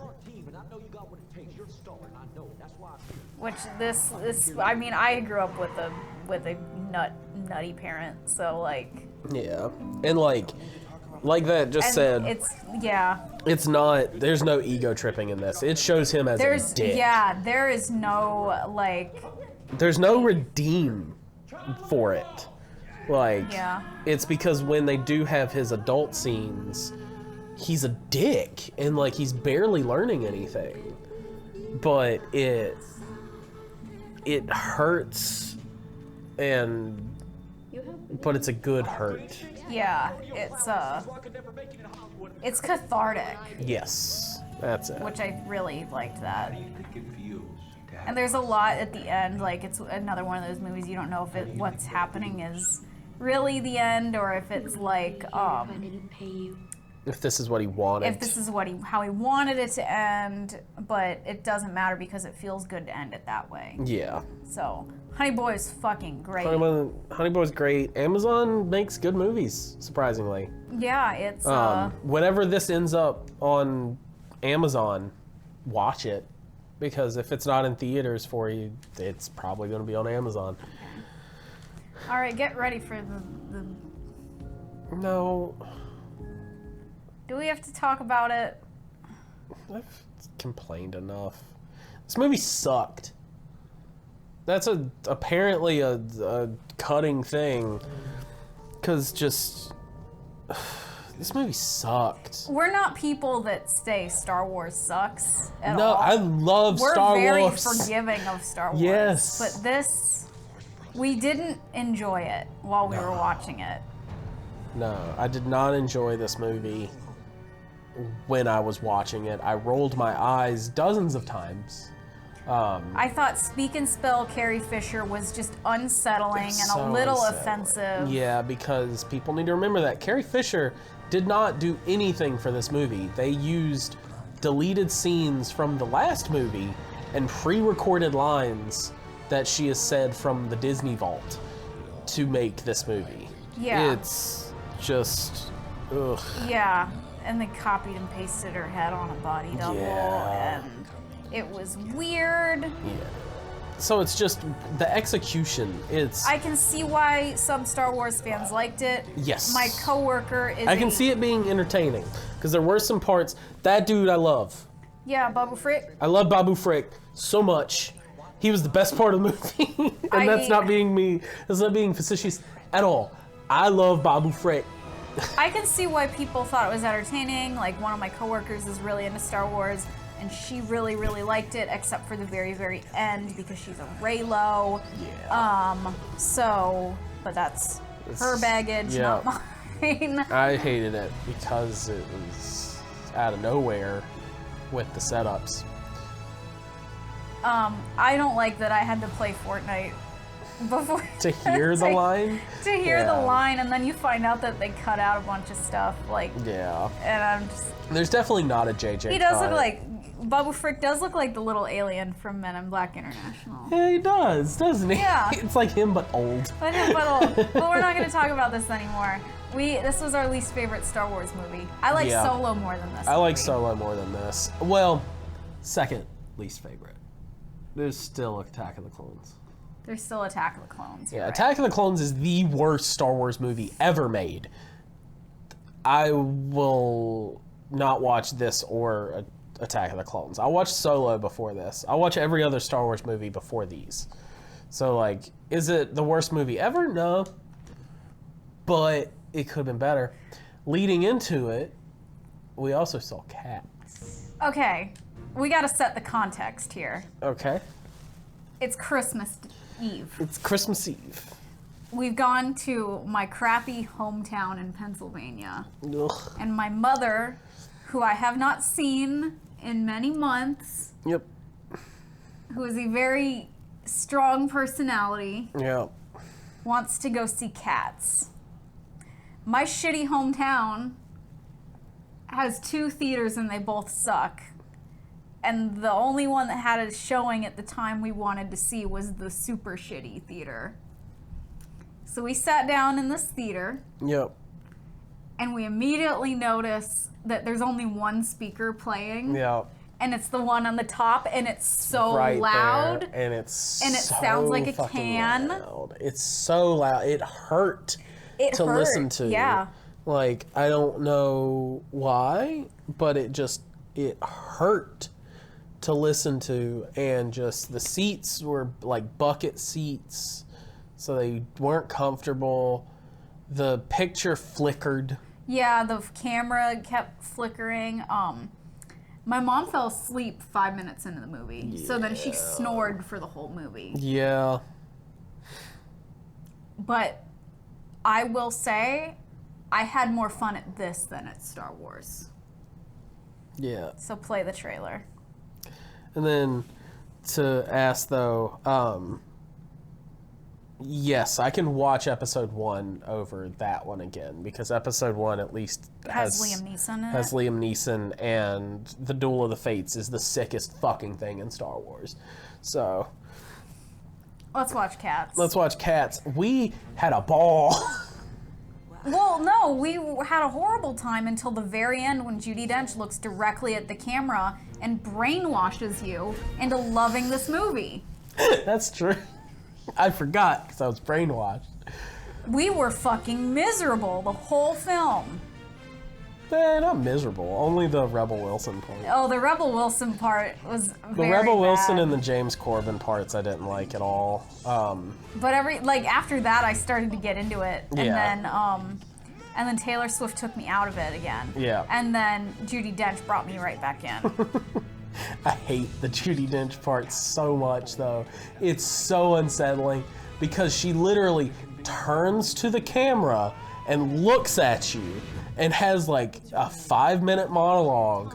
It's like singing, I guess, of what a Jellicle cat is, and basically just says, okay, you saw everything, you get what's up, right? I don't gotta explain, fuck all. Remember, a cat's not a dog. And it's like, what the fuck And is the whole happening? time that she's looking at you in the camera, the other cats around her are staring at her. Yeah, like looking at her, and you could tell they didn't know what to do, because like the quote-unquote main guy cat, Yeah, like he kind of looked over. but like he's licking his lips and stuff sometimes. Oh, it was Like, fucking weird. It was fucking weird. Yeah, they gave Taylor Swift titties in this. Yeah, Taylor Swift She don't got doesn't really tits. have a large bust in real life.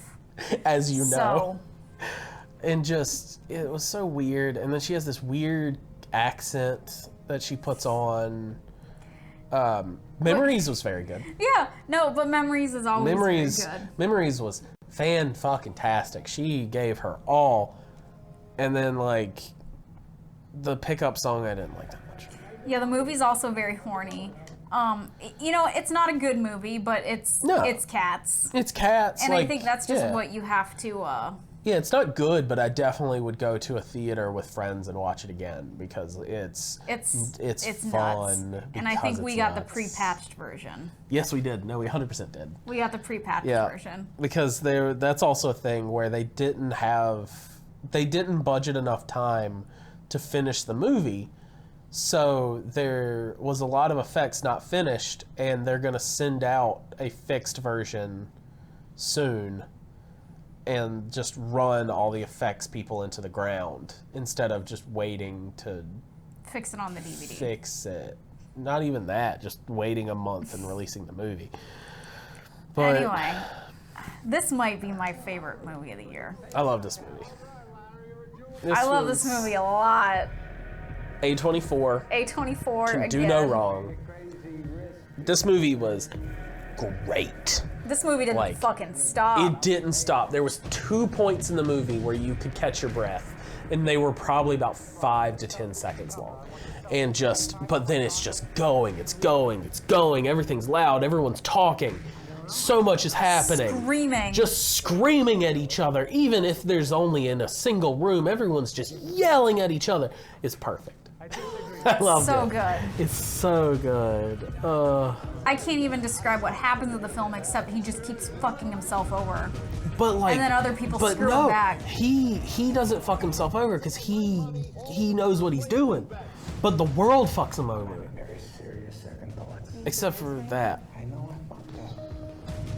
And the girl that he dates is Oh my big, god, huge butt. just a giant butt. That's all I'm gonna take from this. The fucking his girlfriend in the movie, not Elsa, his girlfriend, has the biggest ass. Punch Drunk Love is one of my favorite movies of all time. And this is like Punch Drunk Love if it did a line of coke. Yeah. So. Yeah. No, that's the best way to say it.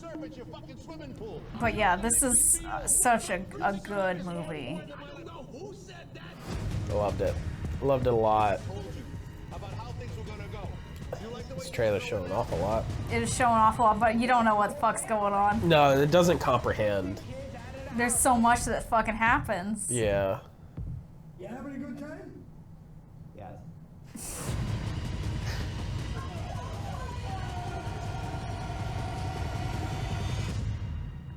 Fucking KG. Kevin Garnett was great. Yeah, Kevin Garnett He was fucking really good a in this. very good actor. Like, holy shit.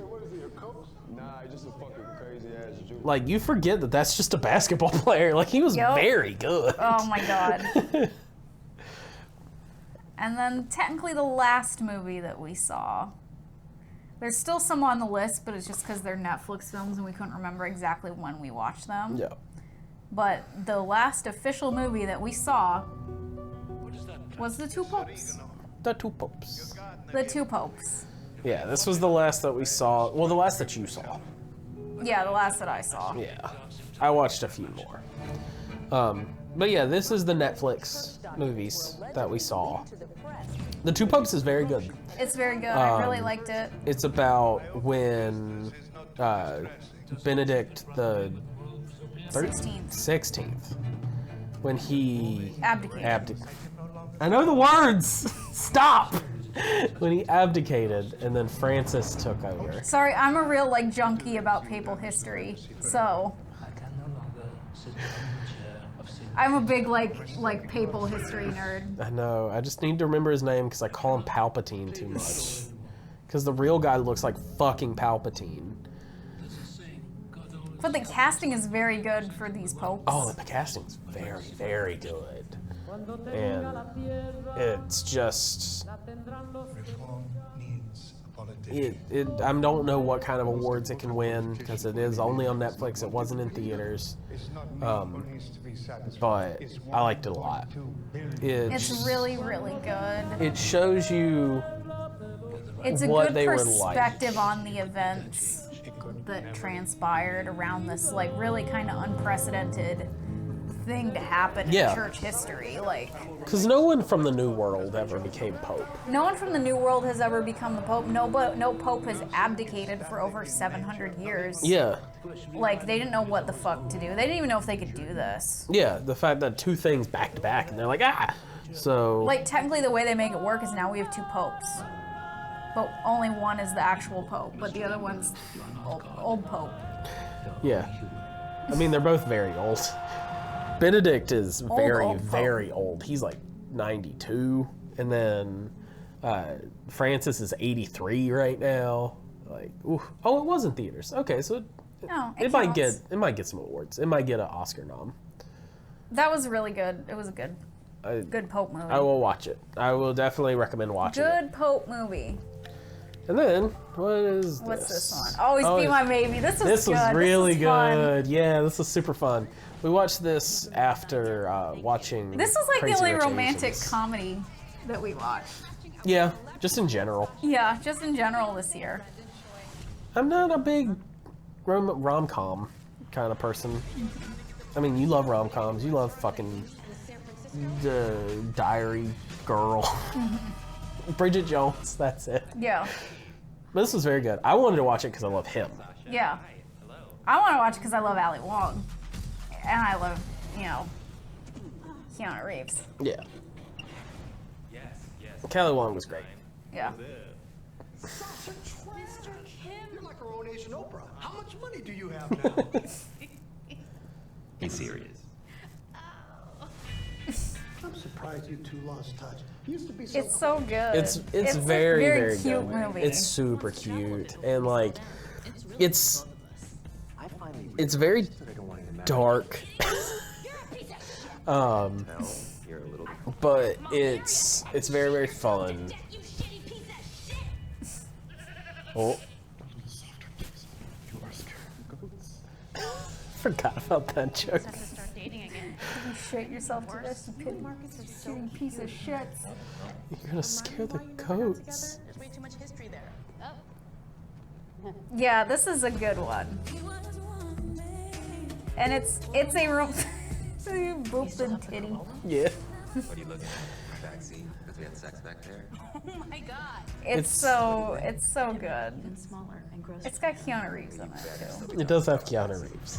And he does a really good job. Fucking Keanu Reeves plays a fever dream version of Oh himself. yeah, it's because Keanu Reeves plays Keanu Reeves. Because halfway through the movie, she starts dating Keanu Reeves. Yeah, so... And she's like, hey, we should go, you should take this girl out, we should all go. and get dinner with my new boyfriend, Keanu Reeves.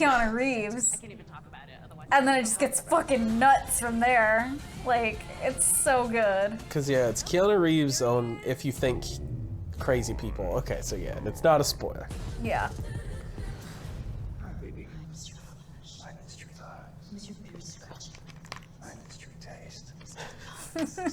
Yeah, it's really gross for a second. It's so gross. Oh my god. It's very, very good. Very, very It's super good. Damn, that year of Keanu. Keanu and Adam Driver both. Great years. Great years. And then, I wanted to see this in theaters. We ended up watching this at my aunt and uncle's over Christmas. Yeah. Because I forgot to warn Hunter that my uncle has every Dolomite bit ever memorized. Yeah, he fucking loves Dolomite, apparently. And he's been fucking... I can't believe I forgot to warn Hunter, but I guess it's because my uncle's been doing this for, 50 fucking years now. You just thought it was a thing. I just in the been, background. used to it. It's the white noise of your family. Like, oh, there you go. Uncle Denny's going off about fucking Dolomite again. And then he had a movie for him. Yeah. So you watched Dolomite with my uncle. Yep. And then he went to bed. And then he went to bed because they're old. And then I watched it. I finished it myself, and it's really good. Like this really is gonna restart Eddie Murphy's career, and he knew that, and that's why he did it. But I enjoy it a whole lot. It was funny. It also hits more home.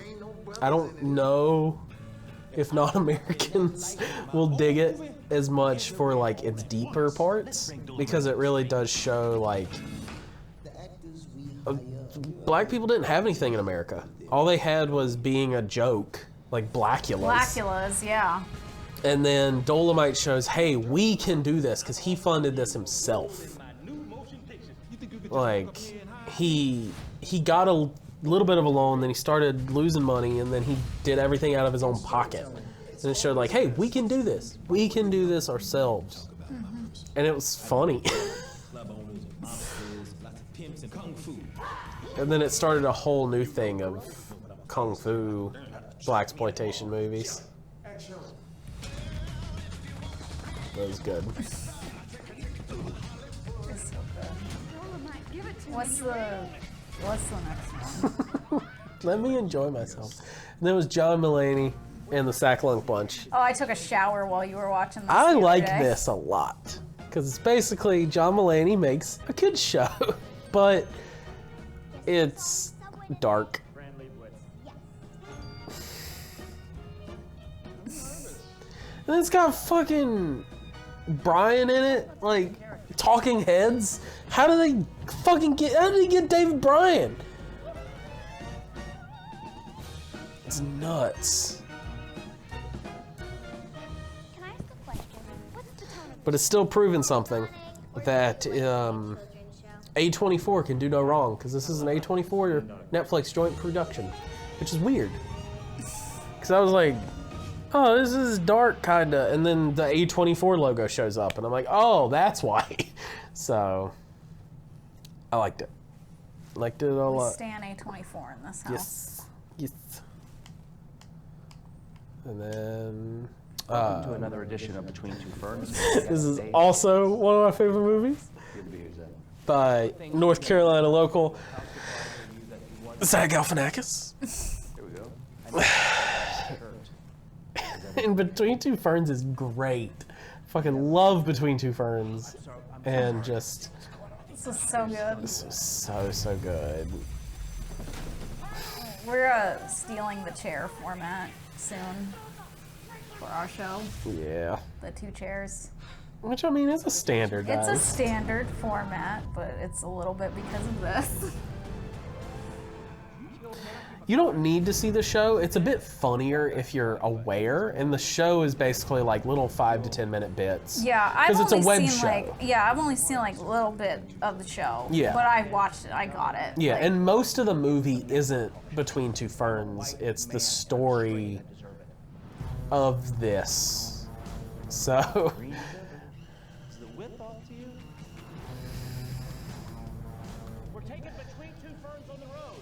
So it's great. Yesterday is Yeah. Benedict Cumberbatch, but Benedict can benefit. We won't be using plants, unfortunately. No. But You wouldn't see them. we will have chairs. That you're very private and decline to answer questions. But it's just Is that true? it's a show where everyone on it got to let loose. Everyone read the scripts beforehand, so they knew what was going on.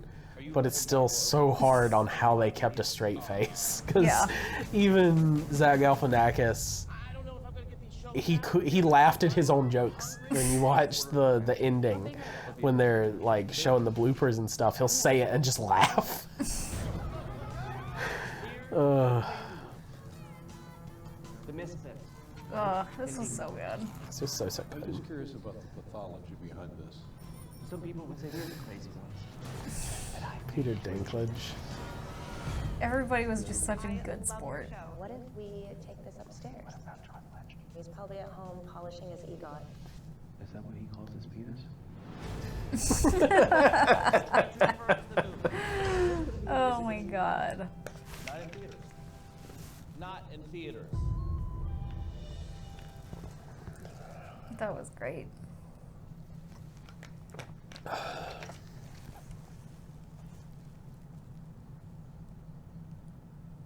think this person wants us to buy some followers. Delete that. Oh yeah, and then it was a good year for dead Nickelodeon shows, because they did the Rocko's movie, and this was good. This was also another cathartic movie for people that grew up in the 90s and early thousands, and then just how everything changes. Yep. Things change. Things change. Things change, man. Bye, Nightshade. Bye, Nightshade. Have a good day, night, day, life. Have fun out there. But yeah, no, this was very good. If you didn't like Rocko's Modern Life, or if you've never seen it, you won't like it. Yeah, because it's Rocko's. It's an episode of Rocko's It's Modern a Life. long episode of Rocko's Modern Life. It wouldn't have worked as a single episode, but it was very, very good. Very, very good. 2 out of 2. Would recommend. And it was such a feeling of a movie. It was a feeling. It was a mood. And you don't like the 90s? The 90s were my favorite cartoons. Because then this. I don't give a shit about I know you don't. I have the water. I literally can't talk about this because I watched like the first 5 minutes and was like, okay, this is Invader Zim. I'm gonna go, I don't know, do anything else with my life right now. But see, I liked it because I liked Invader Zim because I liked how kooky it was. I liked how weirdly dark for a kid's show, because it wasn't really a kid's show. And it's just, I could tell that Vasquez finally let loose because he wasn't beholden as much. It's still a Nickelodeon show, but he could do what he wanted. Oh man, Dim, not the coat. It makes me look mysterious. Step aside. I got a Zim. I liked it. You liked it. It was Invader Zim. It was Invader Zim. That's all I asked. And it was. You don't have to be offended that I don't care about it. It's not that I hate it, I just don't care about it.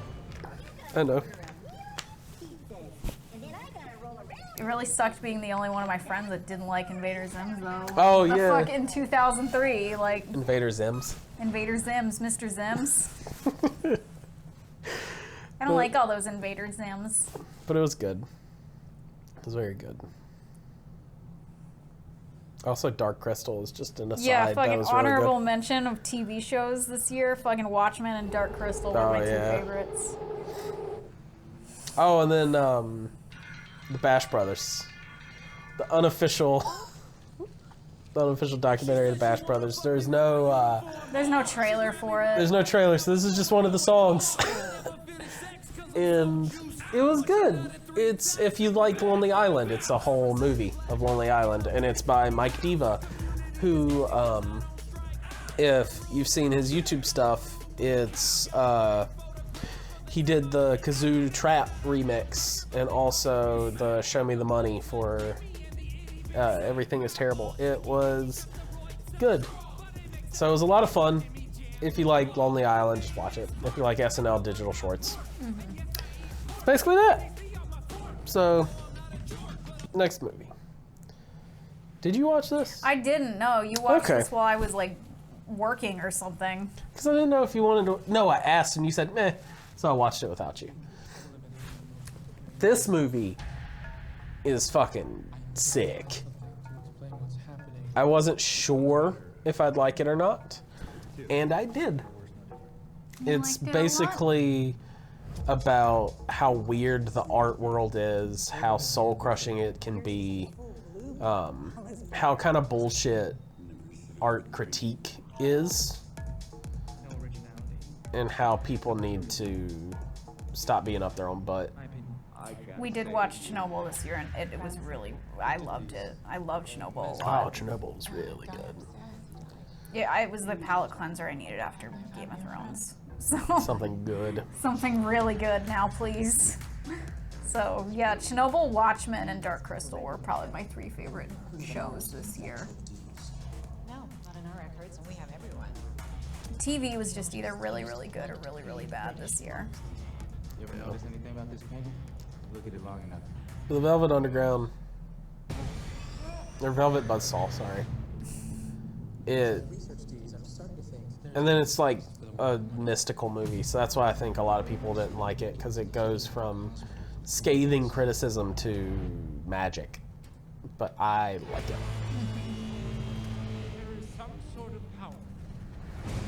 I mean, I'll probably sit down and watch. If you want to watch it again, I'll watch it with you. Yeah. I think I just had like a lot on my mind or something weird like that, like. Because that's how I am with like whenever Hunter like watches something on Netflix. If I'm like busy, which if I'm home, I'm always finding stuff to do. Whereas when I'm in a theater, I have to sit down and actually watch the movie. Yeah. But here it's like I can do work. He's the worst at just doing stuff and then also talking when we're watching something. There's even just if so I'm much just like, to do. "Ooh, does not talk." So yeah, theaters force her to not. Shut the fuck up. Shut up for 5 seconds. But if you like the idea of art culture and stuff, talking about this again, it was good. We're trending on Instagram. I'm not gonna show that part because that's a spoiler. I hate spoiler trailers. And then this is Bandersnatch. Bandersnatch. Which is an honorable mention because It's a movie. yeah, but it It's a didn't game. really come out this It came out December 27th or something of last year. I didn't do it until the 3rd of January, so it counts for me. And then I got super invested in finding He every got fucking single. so invested in this. Like, I'd come downstairs and he'd be fucking around with this, and then I'd like go back up, and then I'd come back down, and he'd still be doing it, and I'd be like, "What are you Because it was a trying different. to It do?" was a different thing. Different stuff was happening. It was good. It was sick. Because like you do it and then you restart, and then it knows you restart, so then it gives you other stuff, and it's like, what the fuck? It was good. So yeah, I pay attention to this. I think I tried to, but like it was It's after stressful. he'd done it the first time, so he was just fucking rewinding it and doing shit. I was just like watching somebody try to edit a VHS tape.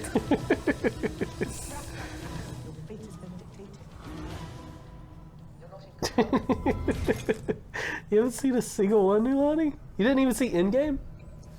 Honestly, like what freaks me out is I was reading like top 10 movie lists. If you want my opinion on Black Mirror, though, only watch the first 2 seasons. The Netflix stuff isn't as good. But then what were you saying? I was like, we can kind of use this as our wrap-up discussion too. So I was reading like a lot of top 10 lists, and I was like, man, I I watched a lot of movies this year. And then I'd be reading like these other like real movie critics lists. And shit I've never heard of. It's like, I didn't fucking see like half of these or more. Like,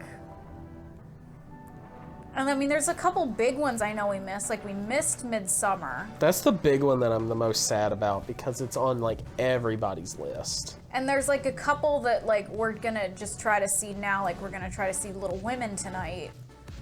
And there's just so many. So many. So many movies. So many movies. And then you gotta throw streaming in there. So then there's even more movies. And just, ugh. And television is good now. So, like. Yeah. There's television, which this isn't. Film school is not ever gonna really talk about television except, like, as an aside. Like, around this time in television, too. We might do miniseries. Miniseries we might. So one and done. So like we might do a special showing on Watchmen just because it is good, but there's not much to say because everything's really been said. Yeah, there's just so much, and no matter what you do, you can't be as comprehensive as you think you are. Yeah. So, but that's just the movies that we saw this year. Yeah.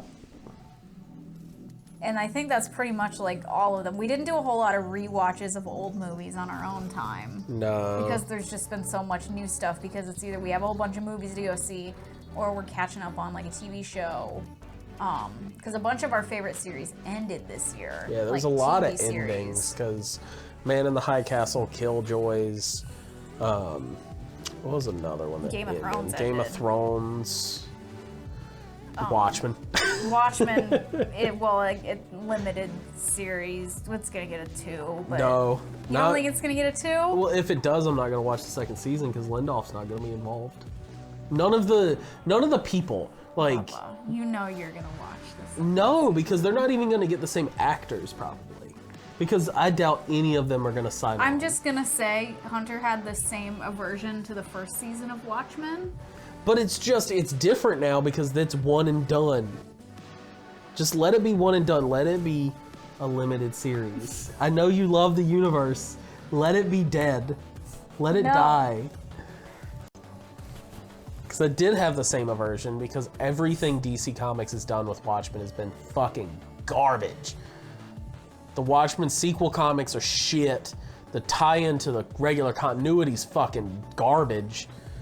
Ugh. Let's not turn this into a comic book fanboy thing. No, I'm saying it as a TV show thing. Like, let it die. Let it die. Well, we're not supposed to talk about TV shows either. This is a mini series. This is a film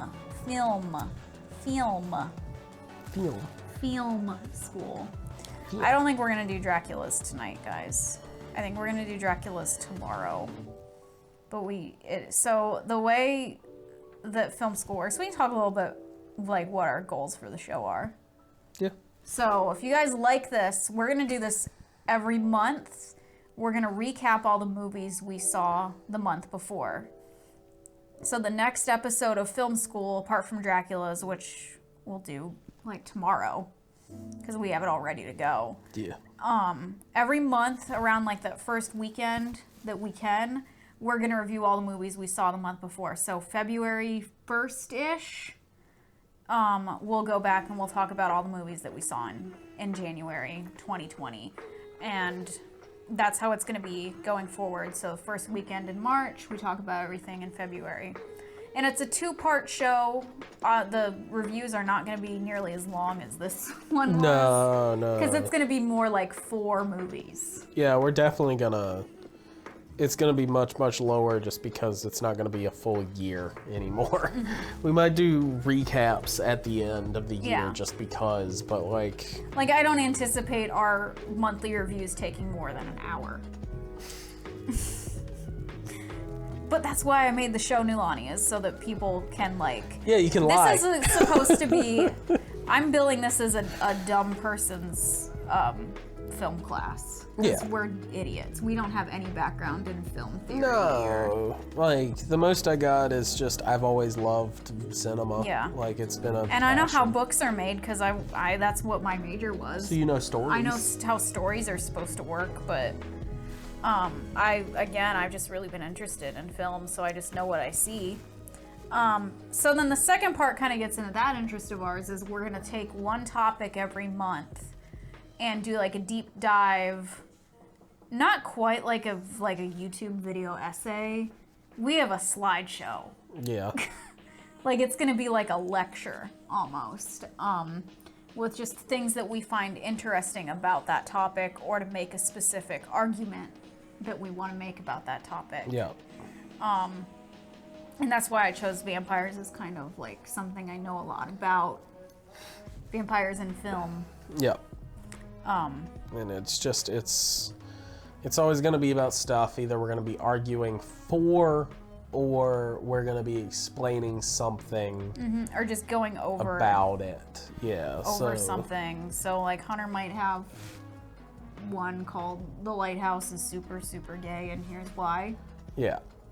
And then the whole thing will just be about that one movie, but like mine with Dracula's is going to be just a survey. So yeah, I wrote a lot of vampires when I was in college. Dracula is my favorite book. So that's why I picked Dracula's. Yeah. I mean, everybody from the 90s and thousands liked vampires. Yeah, it feels like they vampires finally really just died. Yeah, they finally met. Well, no, it might come back because remember Netflix has that vampire show. That's true. But for now, it's slumbering in its coffin. Yeah, it's asleep. But I will talk about that more when I actually do my big presentation. And I can add more to it if we have more time to do it. Is it still raining really hard or is it calmed down? No, it seems like it calmed down. Okay, so we will go see the movie then. But that was fun. I hope everybody enjoyed us being stupid and just being like, yeah, that was pretty good. That was a movie. I like that. As you can see, we're not fucking film experts. We're just two idiots with Movie Pass. Yeah, we just watch a shit ton of movies and think, man, movies are cool, but Man, we're also wouldn't a movie be cool? very opinionated. No, we're super opinionated. Our opinions are absolutely correct. Yes. But we're also not going to be up our own butt. So if we see that people like something, we're going to be like, it's fair. We can see why. It still sucks. It still sucks. Your opinion sucks. It's because we're going to be the hardest people for people to fight to, because we're just going to be like, no, we get it. I don't like it. Yeah, I don't like that. I don't like it. Well, you should like it because it's good. No. No, I don't care that it's good. There's a lot of good things that I don't like. There's some other stuff that... There's a lot of bad things I do like, so... So, eat my butt. But yeah, that's what the review portion of film school is going to look like. Fuck what you like. That's right. Exactly. Fuck what you like. Cinema's not real. Cinema's not real. It's all fucking corporate. Directors are just doing whatever the fuck they want. They just think they want to make something that they think they'd like, and then they're like, yeah, I like that. And then 2 years later, like, man, I fucking made a hot piece of garbage. So... If you look at our film school trailer, you can see some of our favorite movies. Yeah. And it explains our taste. Our real taste.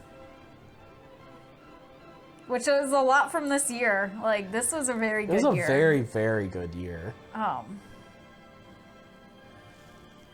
Life is a lie. Nothing's real. And you know what? It's okay, like, for people to have only seen one or two of these movies. Yeah. No, there's so many movies. The only ones that I'll ever fight that you need to watch is... No, we don't need to see that. Is just... You need to... I'd watch Mad Max. If I'm gonna recommend please watch one. Mad Max Fury Road. That's my game. That's my movie of the decade. Yeah, like... Mad Max I recommend... Fury Road. If you're gonna watch anything in that trailer, watch Mad Max. I love it. I really recommend The Great Dictator. Well, yeah, The Great Dictator is also easier to watch because it's not as long. It's before the feature length, so I think it's like 70 or 80 minutes. Yeah. Like Max and The almost. Great Dictator are like the only two you need to watch. And if you watch those back to back, you're like, man, dictators are bad. So. I mean, obviously we like all those movies. Yeah. So. Yeah. Because Planet of the Apes is my all-time favorite movie. Just to watch. Just yeah. period, end of sentence. And I really like Scott Pilgrim versus the World. Like, it's just my favorite movie. And I think it's just okay. Yeah, but it's like, I like Edward Wright. I like him so much. He's my favorite director. You should watch more movies, Nilani. It'd be fun. They're fun. They're fun. Movies Just put are them on fun. in the background. Yeah, just put them on in the background. That counts. Yeah. That's the only way I've seen Lord of the Rings. I've never been awake for a Lord of the Rings movie, and I love Lord of the Rings. Yeah, I mean, we watched Return of the King in bed last night and fell asleep. No, it was Two Towers. That was Two Towers? Yeah. Wait, he's Gandalf the White in Two Towers? I thought he was Yeah. Gandalf the Green. Yeah, he's Gandalf the White in Two Towers. He dies in the first one. Yeah, but, yeah. Spoilers alert, everybody. Spoilers. Spoilers. But then what's... So he's Gandalf the White in 2 movies? Yeah. Oh. Yeah, I put Two Towers on last night because I was like, I need to fall asleep. I'm going to put on Lord of the Rings. Two Towers is great. It's the best one. But yeah. Having movies on in the background counts. We live in a busy world. Yeah, the 1970s version is the best way to experience it. Ugh. 1970s Lord of the Rings cartoon is weird. It's great. You like the first one? Well, yeah, I mean, they're all good. They're all very good. Like, that's the thing. Like, I do like to try to marathon them. I just fall asleep during them. I mean, it's the true way to watch them as a marathon, because remember, they are not 3 books. They're one big book that the publisher said, nah, dog. Yeah. So... Yeah, we don't talk about the Hobbit movies. Nah, The Hobbit's fucking garbage. There should have been one movie. That should have been one movie with a very different tone. Oh, yeah. It should have been way happier. But then it's because it's technically not The Hobbit. It's based on the appendices of Return of the King. But it still should have been happier. Yeah. We don't need to go through the Lord of the Rings movies. No. But that's Film School. Best Film School review of 2019. What was the best movie? Parasite. Parasite was the best. Parasite was the best. And then I really like Lighthouse. And then Knives Out. And then Ready or Not. And then Man Who Killed Hitler. And then The Bigfoot. And Uncut Gems. And Uncut Gems. And... There's too many. There's so many. There were too many really, really good movies this year. Maybe this year will have... Well, this year is 100% going to have shittier movies because, like, this month the only thing that's coming out is Underwater, and that's going to be fucking garbage. And Dr. Dolittle. I mean, Underwater looks like it'll at least be kind of cool. We're going to see Dr. Dolittle this month. That's how fucking much of a wasteland the release calendar is. Yeah. Because apparently The Grudge isn't that great either, so I don't know if I don't really want to to go see The Grudge. We're going to go see Dr. Dolittle. We're going to see Underwater. We're going to be able to count Little Women because we're seeing I mean, it's this month, so I mean... And we're probably going to go see Bombshell if we can. Yeah. I don't know. I don't know. Yeah, that was Film School, guys. It's Film School. Everybody, your homework for Film School is to watch one of the movies that we talked about, which you have a very good variety. That's always going to be our homework is you go... Just watch one. There's not any of those zany movie nights. I don't know. I don't know. I mean, they'll be in there, but not this month. There's not that many good... or there's nothing that catches my eye in Weird Wednesday or Terror Tuesday. Yeah, there's like... Well, there's... what's coming out on your fucking birthday? There's something coming out on his birthday that we really want to go see, but we have concert tickets, so. I didn't know there was something coming out on my birthday. Yeah. Don't dox people and tell when your birthday is or where we're going, but. Oh, yeah, Drop Dead Fred. Drop Dead Fred is coming out, is going to be showing on his birthday. Yeah. But we're going to be out of town. Yeah. So we can't go see it. No. We're going to do a concert for a band that we like a lot. But yeah, Drop Dead Fred in theaters, that'd be nuts. That's not a good movie. But it's fun. But yeah. So we'll catch, we're going to try to start catching the weird ones as we can. Yeah. We just gotta try to see new movies just to keep our palate good. Yeah. But, again. That was 2019. Goodbye, 2019. Bye, 2019. You fucking suck. Hello, 2020. You fucking suck. Bye-bye. Bye-bye.